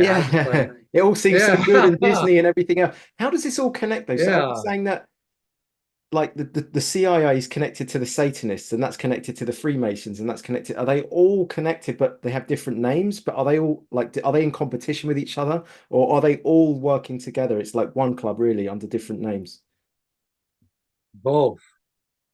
It's both, John. Right. Yeah. Yeah. It's so weird and so convoluted because the CIA is what I would say is an arm of the satanic elite. Yeah. But the CIA uses the satanic elite to do what the CIA needs to do. For example, I was made to assassinate this guy in Haley, Idaho. And I was placed in a position in Ketchum, Idaho for a contractor there. And you can read about this in my journaling. And Mm. I was placed there at this company. And then I was at work. I was told I had to go to this different job with this other supervisor, Kendall. Mm. And so Kendall came and picked me up. We went to this other job, which was a house. And I think I know whose house it was, but I don't want to say. It's off of Weddle Drive there in Sun Valley, Mm. Ketchum area. It's up above the city hall of Sun Valley, I want to say. Mm. And I was taken to this house, and that family of that house that owned that house, they were part of the satanic elite. But see, the satanic elite, they themselves program their own children, John. Mm. They put their own children through this stuff. So it's not just the CIA. Like I said, it's these satanic family bloodlines doing it to their own kids. I can remember when I was made to play what's called the most dangerous game. I was made to play that in Oklahoma, and at that game was not only me and my cousin who represented the CIA kids, we were called, but there was also a group of what were orphans, Mm. and they were from an orphanage, and those children were disposables, and they were there to be killed in front of us. And then there was also the Hilton family. There was Nikki and Paris were there, and I would later be engaged to Nikki Hilton, which was an arranged marriage, which I wasn't allowed to remember these things at that Mm. time. But I was engaged to Nikki Hilton, that's Paris's younger sister, and Right. they were there to play the game. There was a family that was there from the music industry. Mm. I don't completely understand who that family was. It's a memory I haven't had time to work out completely because I ran into that family later on this trip in Texas or New Mexico. I'm not entirely sure. And then there was also the Ford family there Mm. at the games, and one of the children from the Ford family was made to run in the game. And Right. so the satanic elite are doing this to their own kids. They think that it makes them stronger. They Mm. think that it makes them able to deal with life better, Right. to disassociate and move to a personality that can deal with Ah. this kind of situation. Oh, they're actually And doing so it to they'll, help them. They're in their eyes, they're torturing them to actually make them stronger. yeah, yeah, they Wow. think it's through love. Wow. Yeah, yeah, they have such a demented idea of what love is. And that's part of the mind bender of mind control is with my family, you had this impression that your father loved you and your grandfather loved you, and you had this very strong bond with them. But at the same time, they were torturing you and raping you and making you kill people and drink their blood. Mm. And in their mind, it was because they loved you. My grandfather, he wanted me to be strong, to be elevated in society. I remember him one time telling me, now you could be the president of the United States because you're one of the chosen. You're someone who's been human bioprogrammed. And so So that's how they all our connect with each other. So you might have someone in the Freemasons, you might have someone in the Illuminati, you might have someone in the satanic domain, but they are all on some level all kind of helping each other out. Or do they infight amongst themselves as well? You said both, didn't you? Like there's a swarm both effect where they're all pushing in the same, they're all pulling in the same direction of what they want to do, like this kind of evil inversion of nature and life. But at the same time, there might be kind of squabbling and infighting amongst these groups as well. Or would they sort of say, hey, this guy's in the Illuminati, should we get him a job in government, even though even if we're a Freemason? Does it kind of work like that? kind of like that, but it depends on the benefits that they get to receive. Right. And so, yeah, your analysis is very good. It's very convoluted and it moves. It's not a linear path. Yeah, It's it's like not just swarm. like It's like all this. We're all birds. together. We're all on the same team. Yeah, it's like someone actually mentioned this about how the power structure works in the on the planet. They say it's not like they're all in a club, like talking, like how we conspiring, how we're going to move this agenda along. It's, like birds in the sky, they all naturally form a swarm in a formation. When you see birds flying all together, it's like a swarm consciousness. They'll all move through the sky in a perfect like formation. And he says it's a little bit like that. There's a shared knowingness amongst all these powerful people to know, okay, there's like an unconscious allowing of certain moves because they all know they're all generally moving in a formation towards their goal. It's kind of like that, would you say, or not? Is that fair?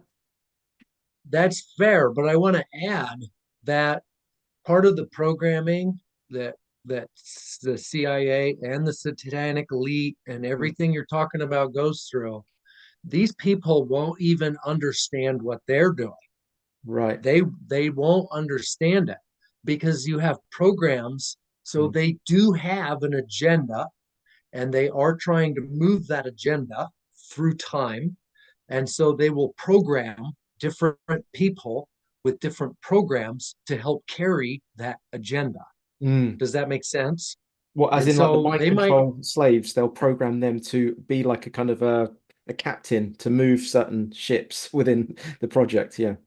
yeah, Yeah. yeah. And then they'll give them things like money and resources in order Mm. to make that happen and elevate them in society so that they are able to make that happen.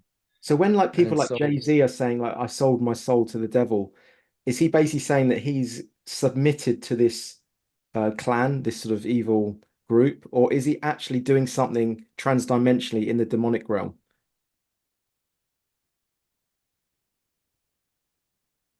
that's a tough one, John, Yeah. because there are things that people don't understand about things we don't see and what we don't know. Mm. I have seen in my own life demonic entities that are not natural, that are not from this world, that were not people in costumes. They were a demonic entity of some kind. And I can remember seeing them. They have the ability to stop time and create an environment where nothing moves, where everyone stops, everything stops, time stops. They own the moment. And then they're able to talk with the people that they want to talk to, and everyone else becomes unconscious. They're able to do things like this. They're able to transform their bodies into different shapes. My parents, for example, have some kind of demonic entity that lives in their home. I've seen it. Mm. My daughter's seen it. My son has seen it. And when my children told me about it, I was like, what are you talking about? Like, this is crazy. This is the fantasy of children. Like, Mm. no, you never really saw that. Well, then I remembered seeing it myself and seeing these things. And these things want things like blood. The demon that I saw wanted blood, and it wanted, my mother was the one that fed it its blood, and it wanted it. We were late coming home, and it wanted its feeding essentially. And this thing, it lived in my parents' house. It's all And very you're saying, strange. is it like a physical form or like a kind of a shadowy kind of wisp? What is it?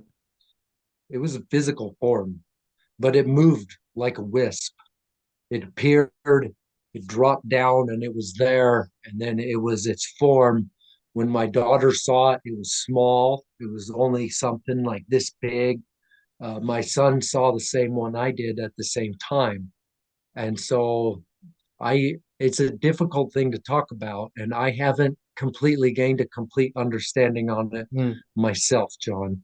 Yeah. But the understanding that there are demonic demonic Mm. entities that do operate in our dimension and in our world.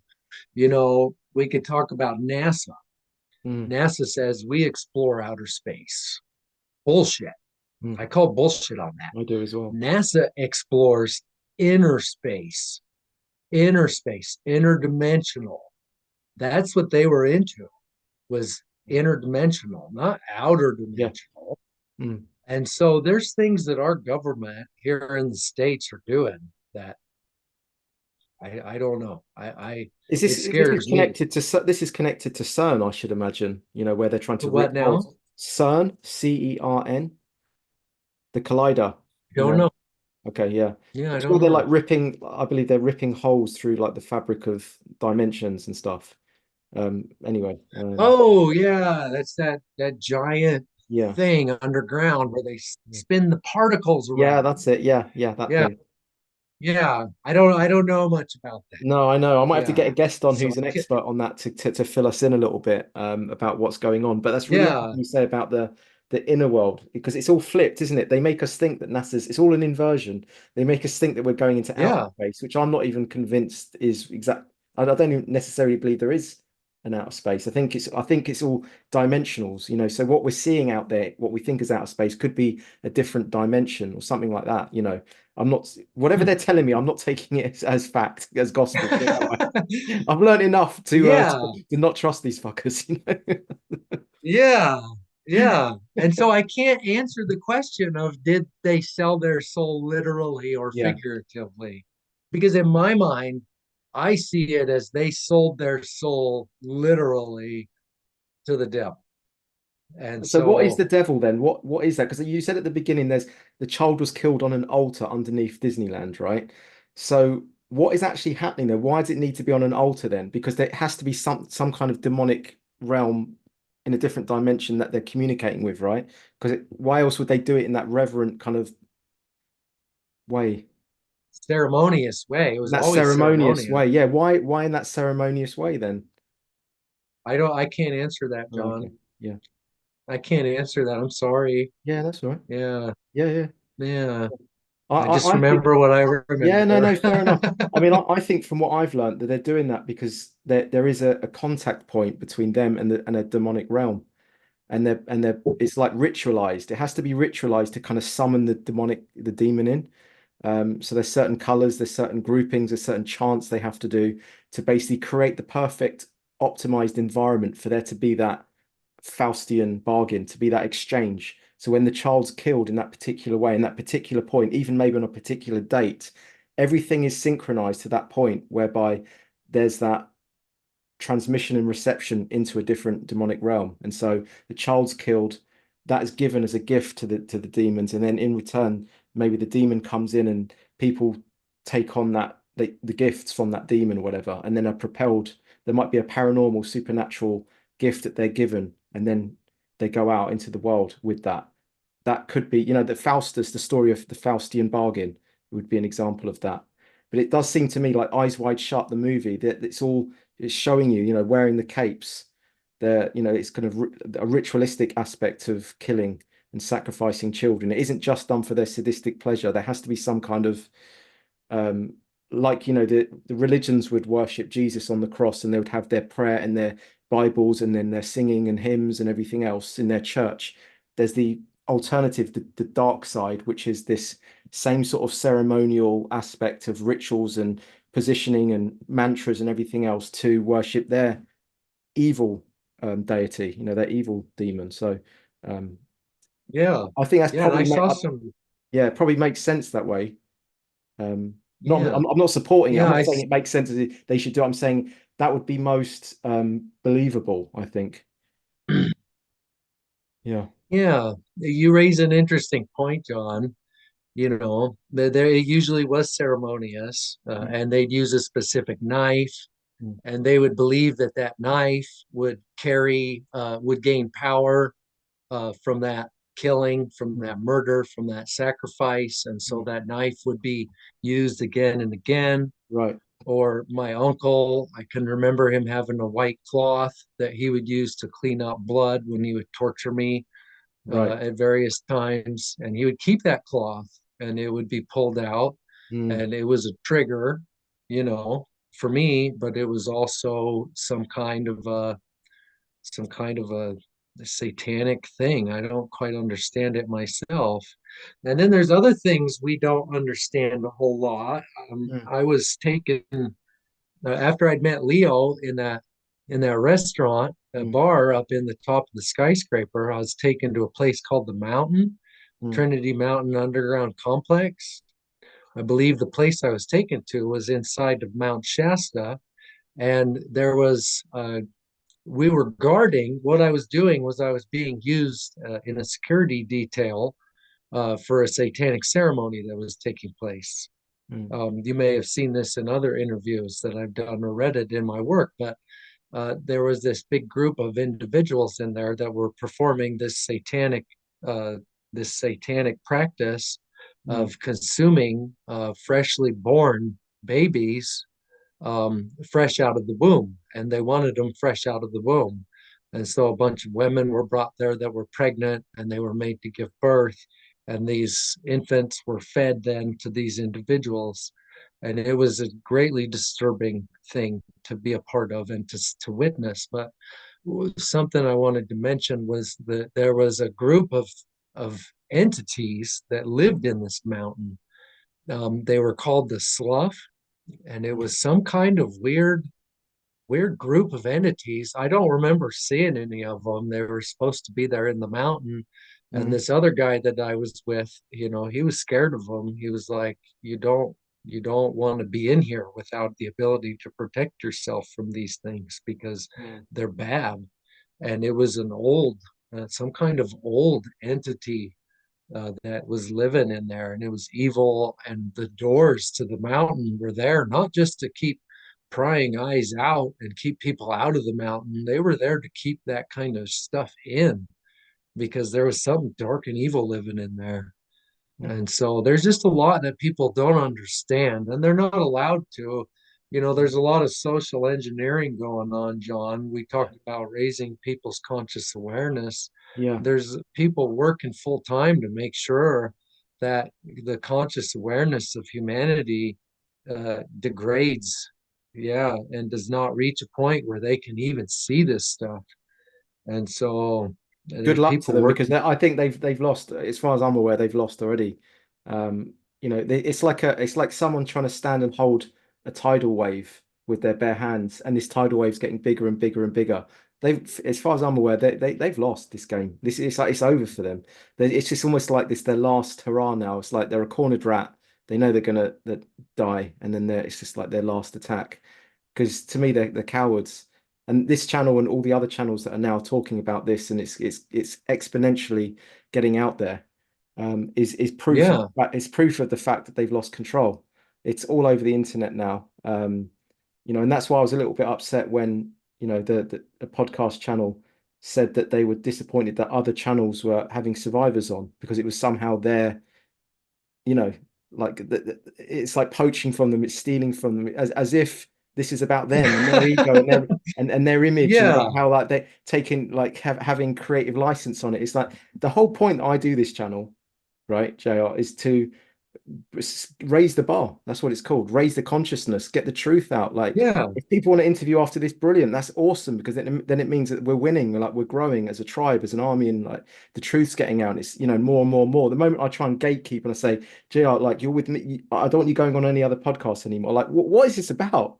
Like what's the point of doing these shows? Do you know what I mean? And yeah, so that kind yeah, of it's just look, we're obviously not cut from the same cloth because the whole point of this is to um, be a change maker and to you use your life for purpose and to bring this out, to shine a light on this darkness. That's the whole point. So yeah, I yeah, mean, I'm going to continue doing it, and I encourage other people to reach out to you and to reach out to other survivors and get them on as well, and together we're all gonna there's no way we can be defeated when we all get this message out and we actually do raise the consciousness. Their social engineering is not going to yeah, work because we're going to break those damn spells. Any spells they throw at us, we're going to yeah. break that. We're going to break the hypnosis of it. So yeah, that's how I feel about it. Anyway, I feel quite passionate about it. Nice. I feel passionate. Come on. I like that, John. I Cheers, like man. that. Just going back Yeah. to do you think then, like, do you actually believe that the push for abortion and pro-choice could be actually part of this like satanic agenda then, because like killing the innocent children within the womb, and then maybe some of them are Yeah. some of the organs are harvested, and or whatever comes from that as well. But on a spiritual level, this mass murdering of children in the womb, could that not also be some kind of dark agenda? Yeah. Yeah, I think it is. Hmm. I do. I think that it is part of that agenda. There's a lot of things that are happening with the degradation of society right now, such as abortion. Abortion's murder. Yeah. If you don't want a kid, then take the steps to not have a kid. Hmm. Now, I'm not saying everybody who gets an abortion is a bad person. Maybe Hmm. there's emergency situations. There's things, such as that, Hmm. rape, Hmm. incest, Yeah. and Yeah. but I'm not God. I don't know how to deal with that. But for Hmm. a society to simply say it's okay to run around and sleep with whoever you want, and if you don't want that kid, which is produced from that, Hmm. just get an abortion, get rid of them. There's no value of life, and who knows what's happening to that body of Hmm. that child, to those body parts. Because I was made to eat people too, not just drink Oh, blood. shoot. We were made to Hmm. to perform cannibalism. I can remember one man being murdered by the CIA and the Pentagon, and they were so proud of it, and they wanted to strike so much fear into their enemies of the group of people that this man came from, that they roasted him. They roasted him on a spit, Oh and my that God. happened at Disneyland in this big room, and people could come, people that were in the know would Hmm. come to that room, and it was just like a big banquet, and the main course was this dude who was roasted on a spit, and my grandfather cut a chunk of him off, and he made a sandwich for me and made me eat it. Oh, what? And to this day, yeah, to this day, I have trouble eating a sandwich. My wife's like, why can't you just eat sandwiches for lunch? My God, when I try eating a sandwich, I'm like, dude, it just reminds me of the texture of what I was made to go through in Disneyland. Yeah. And What? so they will eat people, they will drink their blood. I don't know that degradation of the value of human life in such things, and the family, the nuclear family that's being committed through things, through conduits, through avenues, really conduits, such as abortion. It's a conduit to a mental pathway that it's okay to kill. It's okay to kill that child's not born yet. It's okay to kill. It's Disgusting. okay to get rid of them, Yeah, or they it's call them okay to turn. parasites. They even call them Yeah, parasites. It's disgusting. It's like dehumanizing. It's yeah, like a serial killer will dehumanize before they kill their victim. It's like they've normalized dehumanizing a child within the womb by saying it's a parasite, it's unviable, it's just a clump of cells. So then it kind of yeah. legitimizes killing these children. It's really Murder. sick. It's murder. It's sick. Well, and like mind control, John, it's a series of steps as Mm, well. And so we'll start with this abortion. It's okay to do this.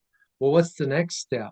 Well, it's okay to drink blood, or it's okay to eat the bodies of those dead children. I don't know what their plan is as far as that goes, but as far as I'm concerned, it's a step. They work through steps, just like walking your mind into those different personalities till they mm, get where they want it. It's an entire series of steps, and the LGBTQ community mm, is part of that. And I mm. don't care if people are offended by me saying that. Yeah. When you take an individual who is born a male and you say they're a female, you've just done what? You've turned up down. You have turned right wrong. Wrong has been made right. You've created a reversal. Satanists work through That's the satanic reversals. inversal, isn't it? That's the satanic Yeah, inversion. Yeah. Yeah. yeah, the They love they satanic love it. They love inversion. inverting everything. They love saying like the sunlight, they're trying to dim the sun, like they're considering the sunlight to be creating climate change. They're saying carbon dioxide is some kind of pollutant, even though it's like the life molecule on Earth. They're trying to say that certain nutritional food is bad for us. The good nutritional food is bad for us, and then sell us their bugs and their fake meat and everything else. It's like everything is just flipped Uh, upside down. It's just topsy-turvy, isn't it? it is, yeah, and that's a trigger even in monarch programming. Is up is down. Oh, That was a pretty yeah. big one.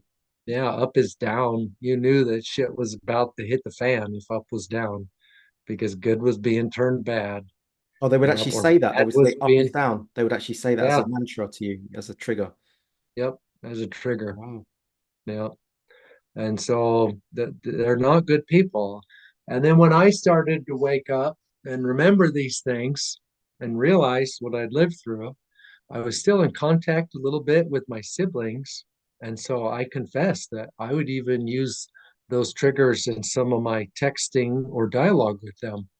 You know, I remember texting my sister and telling her, like, our father's a pedophile and they're involved with Satanism. And then at the end of that text, I said, you need to remember in all of this, up is down, because it's the only way that I can really even describe it. And I hoped to kick her brain a little bit, give it a jolt, you give it a jolt. And it's a dangerous thing to do, though. You have to be careful. I would never recommend such things, because you can kill a mind slave. I see people in the Yeah. community. I know of people who are mind slaves Mm. because I saw their scars or I was involved with certain operations with them. Mm. And I don't contact those people and I don't try to wake them up, because they'll wake up when it's their time. Yeah. And if I try to wake them up, I might kill them, or they might kill their entire family. And so for anyone watching this video and absorbing this information, it's really important to just be mindful of that. You have to be really careful, because I'll see people even in the community I'm in now, and I'm like, oh shit, that person has that scar. Mm. There's certain scars you have to watch for, scars on the neck, odd scars where Oh, you can physical see where scars. You mean physical scars? physical I thought you scars. meant mental Yeah, scars. I thought you meant mental scars. no, I'm just talking physical Right. now. Okay. You'll see them and you're like, ooh, the only people I know with that scar are people who've had a knife stuck to their neck Mm. and they were threatened with death. Right. Or people's wrists. You look for, I have the scars in my wrist Bird gave to me, the two dots. Yeah. One of my friends growing up, who was a plant, he was put there to be my friend in college. He has the same scars I do, you know, or the scar on my chest. One of my friends growing up, Chris Cahoon, he had that same scar. And he freaked out when he saw it on me one time, John, Mm. because we used to hang out together and climb. And, you know, we'd Mm. go climbing a lot and Mm. swimming and Mm. take our shirts off. Mm. And I had mine off one time and he looked at me and he goes, what the hell is that, dude? What is that? You Mm. know, it really Mm. freaked him out. Like, Yeah. and we didn't know how to deal with it. We were just like, I don't know, like, what is that? Because you have personalities that are designed and programmed within you to steer people away. Like, no, we're not going to talk about that. Like, Right. let's go get a beer. Let's go I do see. whatever. Yeah. So I had one. how did you then come out of your programming then? And then why did they let you go at a certain age? Did you escape or what happened? I would argue that my escaping began a long time ago. Yeah. See, I was very heavy in the project back in 98. That's when I met my wife. Yeah. In 1998, I was being placed. My family's really interconnected with the Mormon church. I don't know how much you know about the Mormons, but I was being placed in what they called an internship under the Mormon prophet. I was being placed under the prophet there in the Salt Lake Valley. I was being moved to Sandy, Utah. And then I had entertained a meeting with Monson and Henry Airing, there in Salt Lake City at the administration building for the church Mm. back in 98. It was late summer. Oh, I forget the exact month, Mm. but we moved my brother down there. And then I went and me and my father and mother and my younger brother, we all went and I was made to meet with Monson and we talked about how I was being moved there because Hinckley really liked me. Hinckley was the prophet at that time. And I'd met Hinckley back in 1995 when he'd first become the prophet.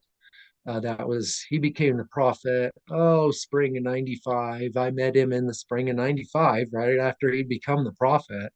And I was used in a presentation for him Oh, because hang on. my Is this uncle, Gordon B. Hinckley? yeah, Gordon B. Hinckley. So Yep, he was the leader of the Mormon church at one point, was he? yep, yep. He became the president, or as they President, refer yeah. to him, Yeah. the prophet of the church. Yep. Okay. And this guy was a Satanist, was he? He was a Satanist. Yeah, he was a horrible, evil little man. Right. Yeah, Yeah. I'm looking at him here. Yeah, and so it blows me away because you can look at these people who lead that church and they just look evil to me anyway. But I met Hinckley anyways back in 95 after he'd become the president of the church because I was made to do a presentation for him. Yeah. See, not everybody in the network of the satanic elite even Mm. knows everything that's going on. Yeah. You have to get to where you're at a certain position before you can even be told what's going on. And Mm. so when Hinckley became the president of the church, Mm. then he could learn what the church was doing with the children from the satanic families in the church. What was the CIA doing with them? And so we did a presentation for him at my uncle's house. My uncle, Gail Pooley, he was my CIA handler growing up, Mm. and he's heavily involved with Monarch programming. He's a very evil man, and he was my handler growing up. And so he arranged this meeting with Hinckley. It was in his basement in Haley. Hinckley came up to Haley. He did this little talk at the church. I was brought in under the guise that we were just going, me and one of my buddies, who was Mm. also a mind slave, were brought in under the guise that we were just going to hear Hinckley talk that weekend. Mm. Well, after sacrament meeting, we went back to my uncle's house, and we met Hinckley down there in the basement, and we Right. showed him all kinds of different aspects of the project. We talked about switching personalities. We talked about being used for homosexual acts and for torture. And we did a demonstration on assassinations and undying, They taught because you this. not only They were telling you this, or you were telling him that? my uncle was talking about it, Mm. and my cousin or my friend and I were enacting it. So we were made to strip naked right Right. there in the room. Yeah. We were made to have sex with each other right there in the room, right in front of these men, Hinckley and his entourage of security personnel. And then I was made to get on my knees. Chris held a knife to my neck, and I would have died if my uncle would have ordered Chris to kill me. I would have willingly given my life. They were demonstrating the fact that we would die or we would kill upon command.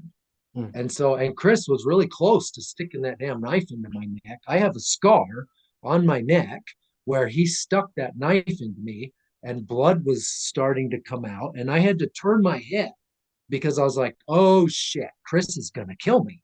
Mm. Like, this is bad, and you don't know if I didn't know, does my uncle want to kill me? Did I do something Mm. to piss him off? Have I done something to piss off Bert, the Mm. CIA? You don't know. Mm. And so Chris started to stick that knife in, and I was like, oh no. And so I had to turn my head. Finally, my uncle saw I was starting to bleed. He was talking to Hinckley, and then he said, don't kill Johnny, Chris. We're not killing him right now. And so then we went and we did this other demonstration on torture. This guy who was in Hinckley's security entourage tortured us. He bent our arms around and tortured the hell out of us. Mm. And that was terrible. But you enter what I call my Tin Man personality. Wizard of Oz programming is very important in the project, for these different personalities. They Yeah. use movies and TV to help build these personalities. And so I have a Tin Man personality. Right. And so I was pushed into that. And then we also did a demonstration on remote viewing. I was able to remote view Hinckley's wife in Salt Lake City, right there in front of Hinckley, and tell him what she was doing and what she was wearing and where she was.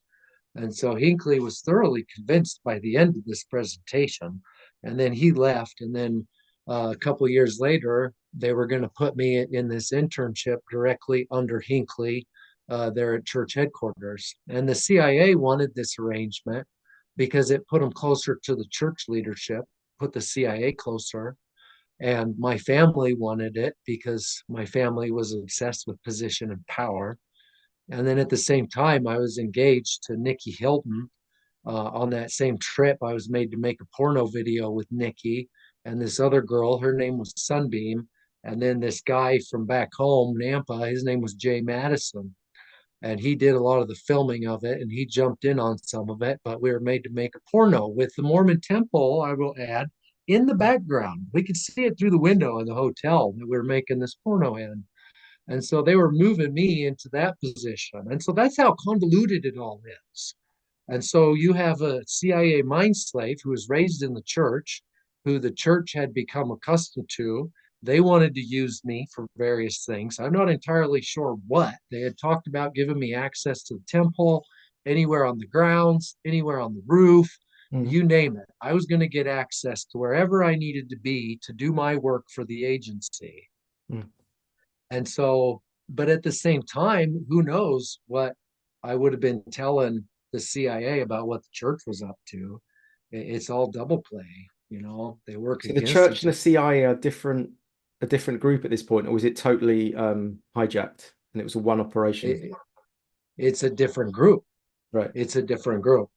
Yep. But they're interlinked. They want to work together, but at the same time, John, they have to keep an eye on each other. And so Yeah. the CIA wanted to keep an eye on the church, Yeah. but at the same time, the church wanted to use what I brought to the table from the CIA, and they wanted to make me an asset for the church, but I was an asset for the CIA. Right. And then at the same time, I'm being married in to this elite family so that I can keep an eye on that family and keep a handle on that family, as well as tell the agency what the family's up to and be used for various things in that way. And so it's all very convoluted. And so Yeah, there is none a of them can there's trust any of them. yeah, there's a swarm, like I said before, but at the same time, between each organization, they are trying to get inside information on each other's group organization. Yeah. Yeah. And then they And would to use, utilize their asset. yeah. Their assets are important too, because it takes a lot of money to run this stuff What's and an to do asset? these things. What's an asset? An asset is that home I talked about that I was taken to at work, which was used as a staging area up on Wetland Drive in Sun Valley. That was an asset. That was a home that was owned by the elite that we used as a staging area for a black op to commit an assassination. And so we would use their resources in order to be able to do these things. You need homes where you can have a base camp.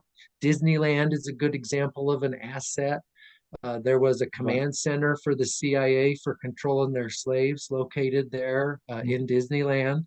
That's located underneath the Alice in Wonderland ride and near the footers of the Matterhorn Mountain.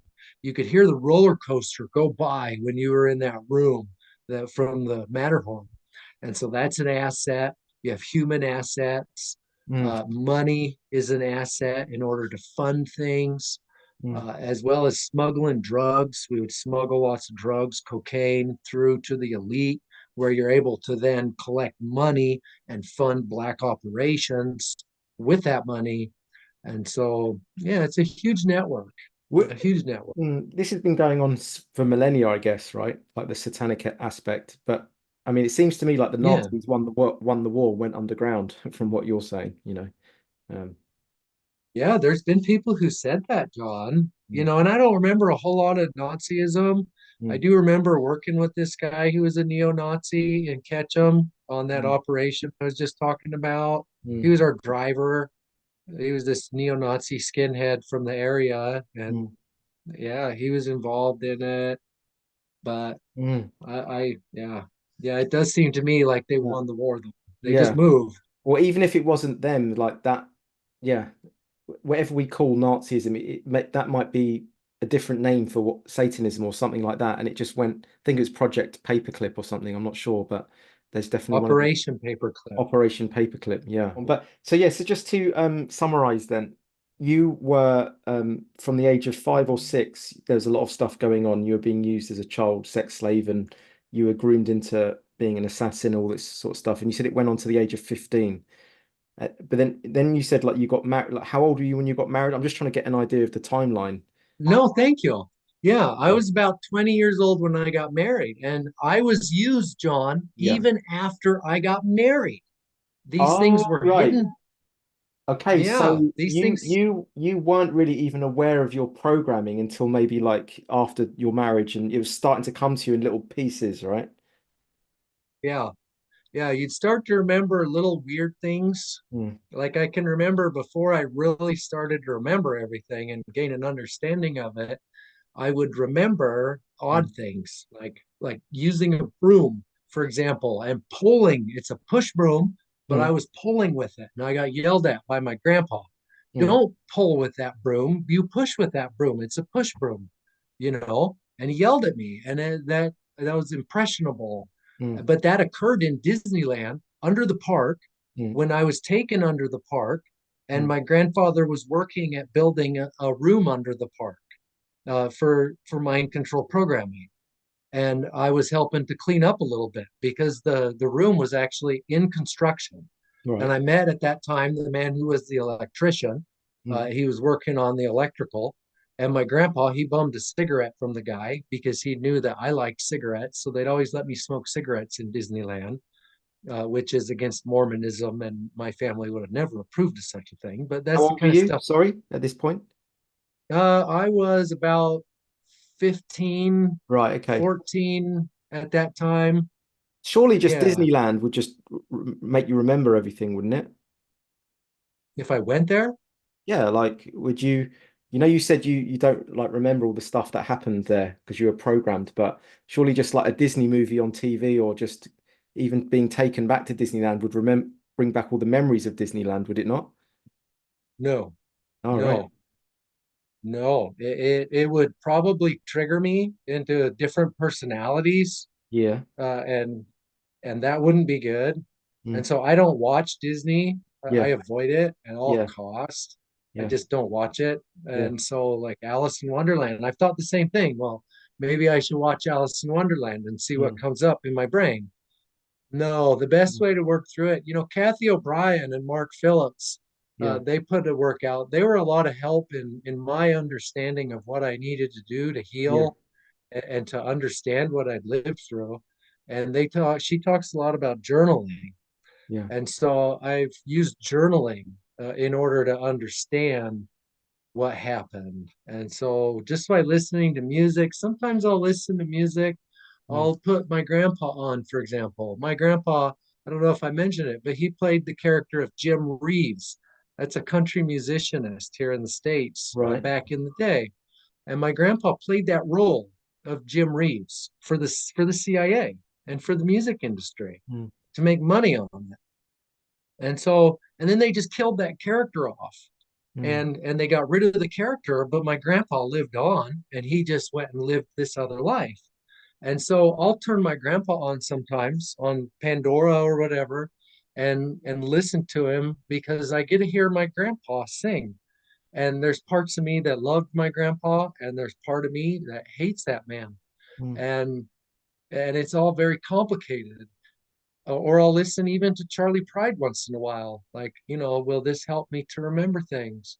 And I'll listen to him a little bit, and it brings a lot of pain, and can take me to a bad place. And so I don't do that a whole lot, but I do it sometimes. But it doesn't bring the memory Charlie back. Pride. It Yeah. doesn't just bring a flood of memory back. You have to Yeah. work through it.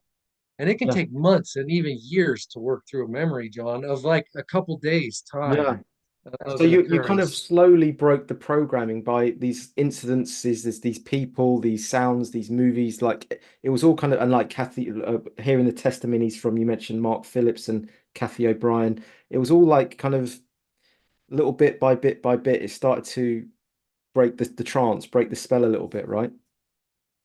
Yeah, Mm, yeah. And so one example of that, the big bulldozer that went through my brain was when I saw my therapist. There was a couple mm, of events.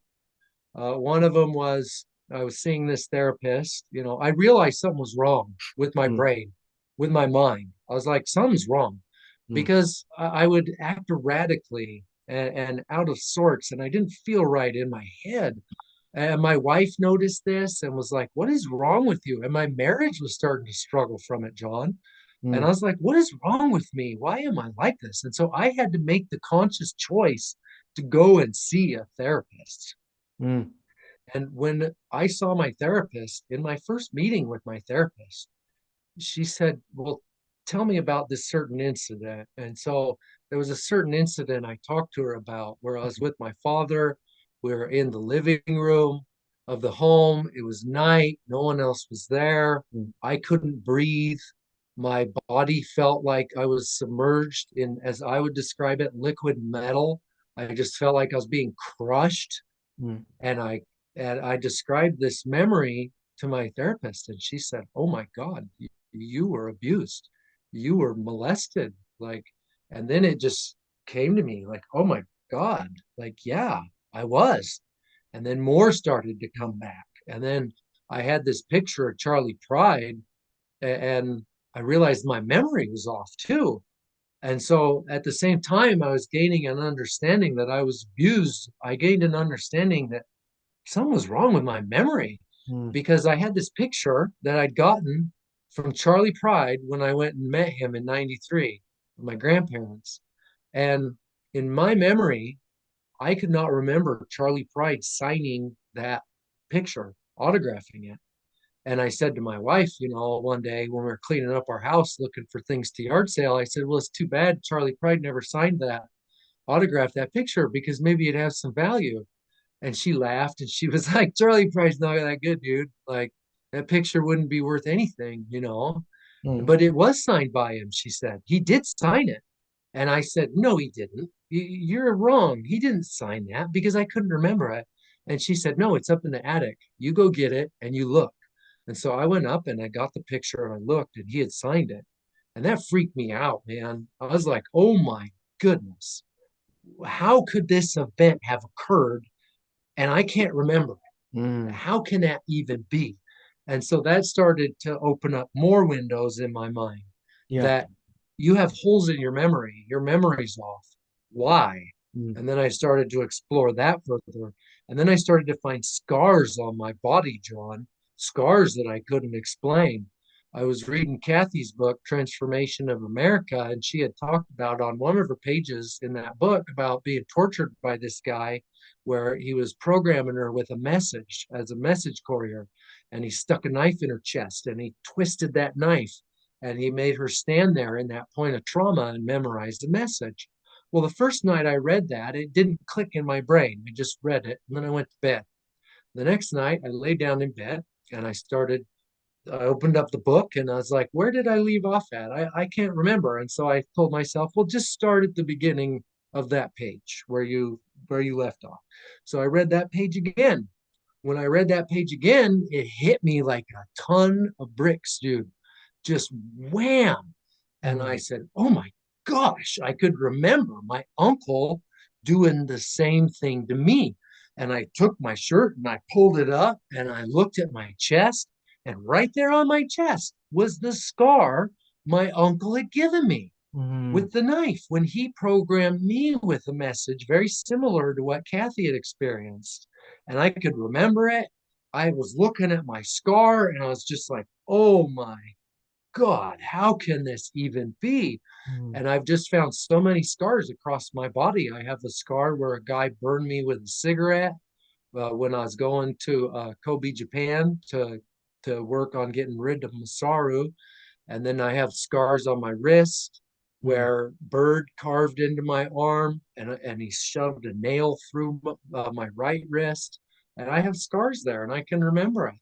I have a scar in between my scrotum and my anus, which I showed to my wife. My wife is a witness to it, where Mm. my grandfather raped me in McCall, Idaho in 1993 on July 4th.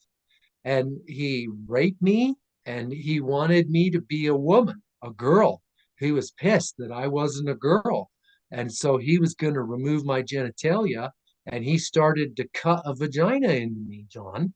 And I have a huge scar there from it. And I've wondered for years, what on earth happened to me there? Mm. Did the doctor mess up like when he did my circumcision? What on earth happened? And then it came back. Oh, nah, yeah. And then I worked through it, and then I I remembered it, and All it was these a memories. horrible injury, horrible. And you couldn't talk to anyone about it. I Mm. tried to talk to my grandma about it after it happened. She told me to shut up. My dad later found it when he was raping me, and he said, "What happened to you?"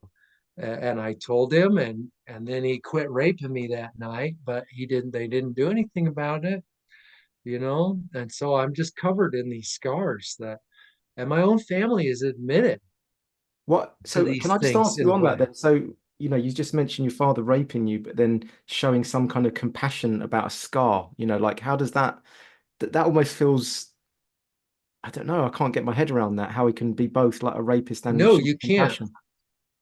No, it goes right back to what we were talking about earlier of love through trauma. Right, right. Up is down, Mm, good is bad. And so they could show emotion and empathy at times, and it is confusing, but it is difficult to understand and to wrap your head around. But absolutely. they perceive that what they're doing is good. You Yeah. know, when I'd be programmed by my dad when he'd be raping me, Mm, they would be under the impression, I have the impression and the memory of they were doing it for good. They were yeah. trying to better you, and that's how they felt about it. Well, And what's they're that messed up message in the then? head. What, you mentioned like the knife going and you had to remember a message. Like what kind of message is that? It was a message I carried for Bird or for my uncle and for this other guy, Kyle, Mm, and for Charlie Pride. I took a message to Charlie. So my uncle programmed me and this other guy, Kyle, who was a business partner of my uncle, but they mm. were both CIA human bioprogrammers. And so they programmed me with a message for Charlie as well as for Bird. And so I was programmed to talk to Charlie about my voice, that I was there to have my voice tested and he was to do it. And Why can they so just that's what, why can't they just, tell them by phone? no, no, it's super top secret. They Really? can't, the phone lines, yeah, phone lines can be tapped. My grandpa was so paranoid, dude. I don't Yeah. know if you've ever heard of the acoustic kitty, but the CIA and the intelligence community, people in Russia would know about this. They will even take an animal like your house pet and they will put a receiver on it with a little antenna that you can't see in its fur, and that animal will relay what you're saying because you're comfortable around your cat. It's called the acoustic kitty. You can look this up. And my grandpa was so paranoid, dude. He would shave his cat. He would shave at certain times of the year because he was paranoid about someone tapping his cat, for God's sake. Mm. And so they can tap your phone. They don't want So people that's hearing why that they kind of gave the stuff. message. I mean, why not just write in an encrypted language that only like two people know and on Yeah, a bit of yeah, that's paper a or good something? point.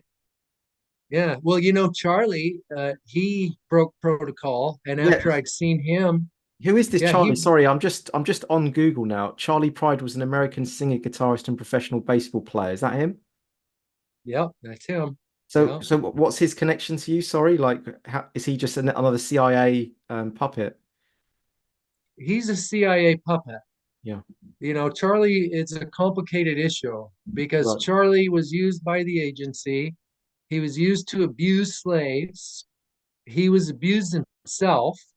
Mm. I believe he was a slave, Yeah. but he wanted out.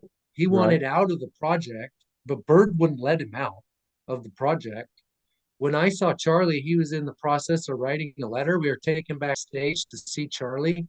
And when we walked in, he was sitting there writing. And so, back to what you're saying, like, what about an encrypted letter? Well, he Yeah. just wrote a letter to Bird, made Right. me put it in my pocket Yeah. and take it to Bird because he wanted to piss Bird off. Like, you can imagine if someone would have found that letter on me, Mm. it would have been very bad. And so, no, this stuff's all top secret and highly classified. And so, yeah, Wow. yeah. Wow. So they'll carry messages that way. If you want to Yeah. learn more about it, Kathy's better at describing that kind of stuff. I would Mm. recommend reading Kathy's work Yeah. because I've actually she reached out to carried Kathy. I reached out to her a couple of weeks ago, and I'm nice. trying to get her on. Um, um, can I just start? Yeah, just before I ask the like one more question. So yeah, so you started to get your memory back like piece by piece, and then like how would you know? This is like a question. How would you know that you're not still an assassin now? You know what I mean? Oh yeah, I do know what you mean. I have to be vigilant on my consciousness. Right. And so going back to consciousness, Kathy O'Brien in A Time to Heal, she talks about wearing a watch so that you can always keep track of time. Yeah. When I first started to come back to my base personality as a solid Mm. individual after 2017, Mm. there were times when I would disassociate and move through time and be like, oh my, 2, 3 hours has passed. What have I been doing? Mm. Mm. And luckily, nothing had occurred. I'd just been working, but I disassociated and time had passed Yeah. different than I was perceiving it. And so I've had to work very, very hard, John, at being consciously aware of every moment because I even ask myself that, like, okay, are you aware of your entire day? Because you don't want to be. And I believe that I'm at a point now where no, they can't access me. Good. They've tried to activate my programming, Mm. they've tried to bring me back into the network. I've been able to get away from that, and I'm conscious enough that I haven't disassociated to that point. I would say that I'm fairly well healed as far as disassociation. And so, but it is an excellent question, and I have to be vigilant. Vigilant, vigilant, yeah. So how long's it Yeah, been? Can I ask how old you are? Are you like, because you are you around 45? yeah, I'm 45 right now. Good guess. So, and I Um, became consciously aware, yeah, when I was about 38 is when I started to really gain an understanding. so when would you So, say that you fully came out of that mind control? Like what age? 38, 38. Wow. 38, Okay. 39, yeah, right around in there. And they, I don't believe they've been able to access me since then. When was the last time they accessed you, do you think? That's a tough one. I can't answer that because I don't know. Yeah, okay. The last time that I can remember really being accessed Yeah. and used on an operational status was in the year 2000. Oh wow, that I far back. Okay. Yeah. Yes. So So, you've been clear for a while then, you've been well, out. I think Yeah, you I think, yeah, you're can't not answer sure. that for sure. Yeah, yeah, of Yeah. course. No, I get that. But like for, as far as you know, anyway, there might be a little residual part that you don't remember, but it's going to be around then, isn't it? Like when Well, you, there might be a big thing I don't yeah, remember. maybe a big thing. Yeah, I don't know, John. I yeah, wish I yeah, had more time to journal. yeah, You know, yeah. I have to work and Mm, support a family. I have a family, and so, but mm, at the same time, I have to try to work through these things mm, and gain an understanding of it so that I can have these conversations.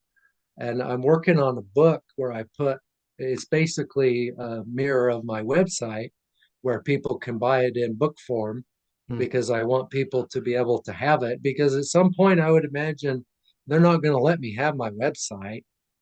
And so I don't mm, think they'll let me have it forever. And so I want it in book form. But I don't know, because when I was going to college, my college years, mm, I can remember people trying to access me. I can mm, remember meeting with people who said weird things that at the time didn't make sense to me, but they make sense now. mm, I was even being moved into positions for example, with individuals in the military and in law enforcement. When mm, I owned my own company, I was a general contractor, owned my own business for a while. I mm, was always working for people who worked for the FBI, or they worked for the mm, Pentagon, or they worked for the local sheriff's office. I was even being brought in to work on the local sheriff's office. I was harassed by the local sheriff's office in Idaho when I mm, woke up because they knew me. They knew who I was. And when I met with the sheriff to look at his remodel at the sheriff's office, he said some things to me that I was like, how do you know who I am? Like, mm, who are you and who am I even? It was all very confusing because he would say things like, well, for people like you or those of us who serve or things like that were just really confusing to me. And they were going to give me the job of the remodel of the sheriff's office even after it had been put out to public bid, he said, don't worry about that. It'll be put out to public bid, but you're the one who's going to get it. You're the one who's going to be doing the work. So you just don't Sheriff, even as a worry. sheriff. They were trying to groom you to become the sheriff. I don't know. I don't know what they were going to use me for. I don't know the answer to that. Mm. But they were trying to work me into something. Groom you. So So there were it makes me things think like that. yeah, there's like all the people that we see at the top positions of power or Hollywood music industry. A lot of them, would we say like most of them have been groomed through mind control, or a small minority? You know, what do you think? Just if you had to guess.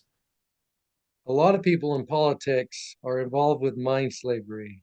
A Mm. lot of people in Hollywood are involved with mind slavery. Even our universities, a lot of people are involved in mind slavery. Wow. The universities in America, John, if you were in the agency, the CIA, you Mm. retired, they're going to pay for you to go to school now. You can Oh. go and you can get your doctorate degree.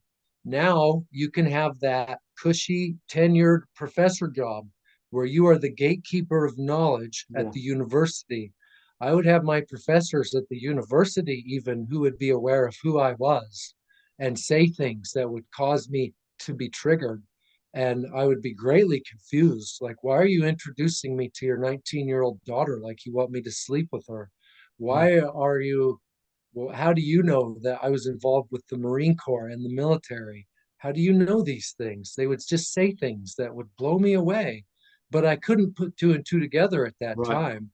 And so my uncle, for example, my handler growing up, Gail Pooley, he works at BYU Hawaii. And that's part of his reward for what he did. He's a tenured professor there. And he's, that's what he does. That's what they do. They fill our universities with those kind of So people. they're mind Because controlled, traumatized people that can be triggered at certain points to say things, do things. I don't know the answer to that. Yeah, yeah, yeah. Yeah, but they're there so that they can help handle people like me. I do know that. And they're aware of the Oh. project. And so it's Mm. out there in It's out society. there, yeah, yeah. I But look at it do you like, think there's white hats? Do you think there's good people though within the universities and Hollywood and music industry that are like, I don't know if Mel Gibson is one or not, but he made a film about trafficking. I don't know if that was kind of controlled opposition material or not. But do you think there's yeah, anyone who are like fighting against this that are trying to like blow it up from within? Like be the white hats or not? no, I think they're Wow. dead. Are they I dead? think They're they're just dead. immediately dead. Yeah, when I was a kid, when I first went to Southern California and Disneyland, Michael Landon, he's a good example. Mm. Michael Landon, he puts off the image of being this wonderful dude. He created Little House on the Prairie. Well, Mm. when I first went down to Disneyland, we went to Disneyland, and then on our way home, we stopped by the set out in the foothills north of Hollywood where they were filming Little House on the Prairie. And my parents and grandparents wanted us to audition for that show, to be in that show, because Michael Landon was aware of children who were disassociatives, and Mm. he liked using disassociatives in his TV program because they made the best actors. Oh, right, yes. Disassociate, It's like whether method he was acting, in, isn't it? It's like, yeah, going whether he was to, involved or not. yeah, yeah, yeah, yeah. Like Yeah, Isaac Cappy's one that was trying to out a lot of the pedophiles and he died in a car crash or something, whatever it yeah. was. Um, Yeah, he supposedly jumped off a bridge. I remember, I'd never heard about him until it was too late, until yeah. that was already all done. And I was like, who's this Cappy guy? And I looked into it, and there was something going on there. That poor man, he seemed definitely mentally tortured. I don't know what happened It said he to threw Cap. himself off a bridge, but like a few weeks before that, he said, I would never kill myself. Not suicidal. I'm not suicidal. And he was like calling out all the top actors, like the Tom Hankses and all that as pedophiles. I'm not going to talk about Tom Hanks either, who is also a pedophile. Tom Hanks, folks, is a pedophile.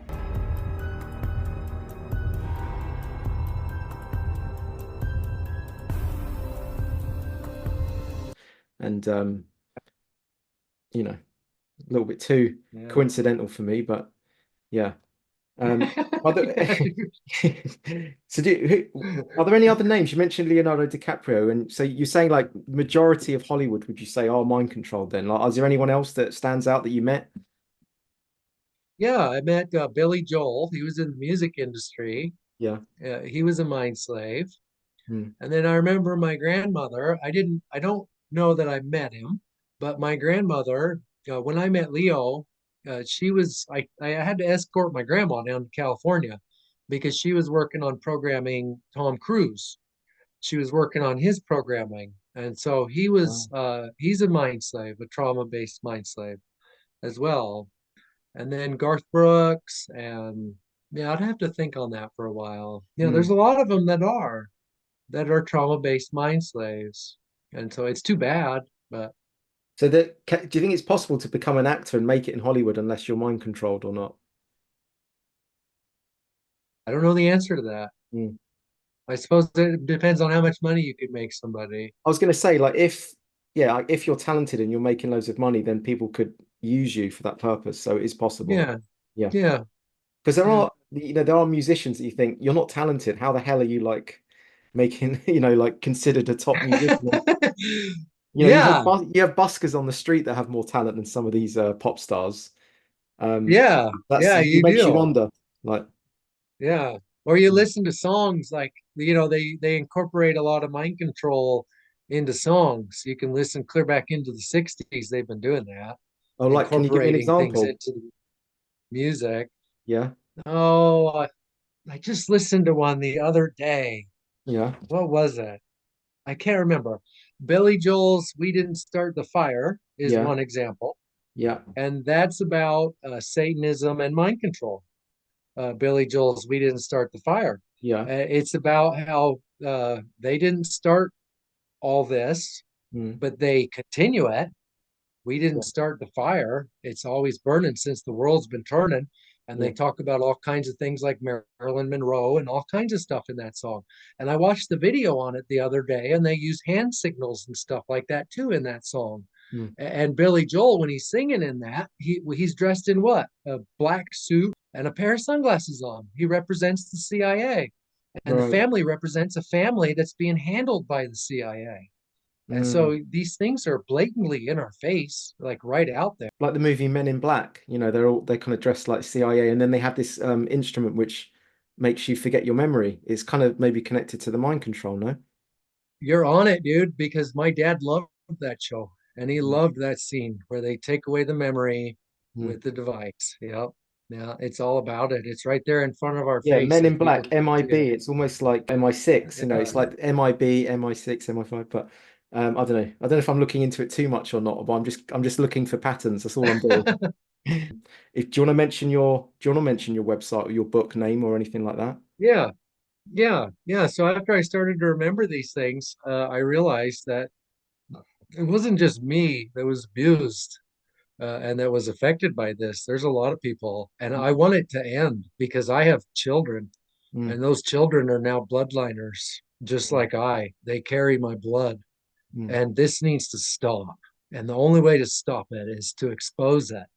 And mm, so I've written out everything that I have clearly remembered in my journaling. I've created a website called mormonmonarch.com, and people can go there and they can read for free my journaled memories of what mm, I remember. And I try very hard to have detail in there and to be as clear as humanly possible on what I remember because it can help others to work through things or to put the pieces of the puzzle together. And so I would highly recommend that people go read that. I'll have a book produced here this year. I hope to have it done before the end of spring. mm. It's pretty much done for the writing aspect. I'm just trying to figure out all the logistics and stuff now. And so I hope to have that available. And I also want to warn people, if you are a survivor, you have to be careful what you watch. You might not want to watch videos like this. That's something you may want to put Yeah, on your dialogue, we'll do. at the Yeah. beginning, because people, you don't want to trigger them. It's such a sensitive issue. And so, Mm. yeah, I really Yeah, okay. appreciate it. Yeah, I Thank really you. appreciate it as well. So yeah, we'll leave that there, and I'll just say to the audience, yeah, thank you also for watching. You can see what I'm trying to do here. I want to really try and raise the bar, raise the consciousness, raise our level of education with all this sort of stuff. And that's the reason, that's the motivation for me doing this sort of stuff. If you know anyone that wants to come on the show as well and speak to me, please put them in contact with me.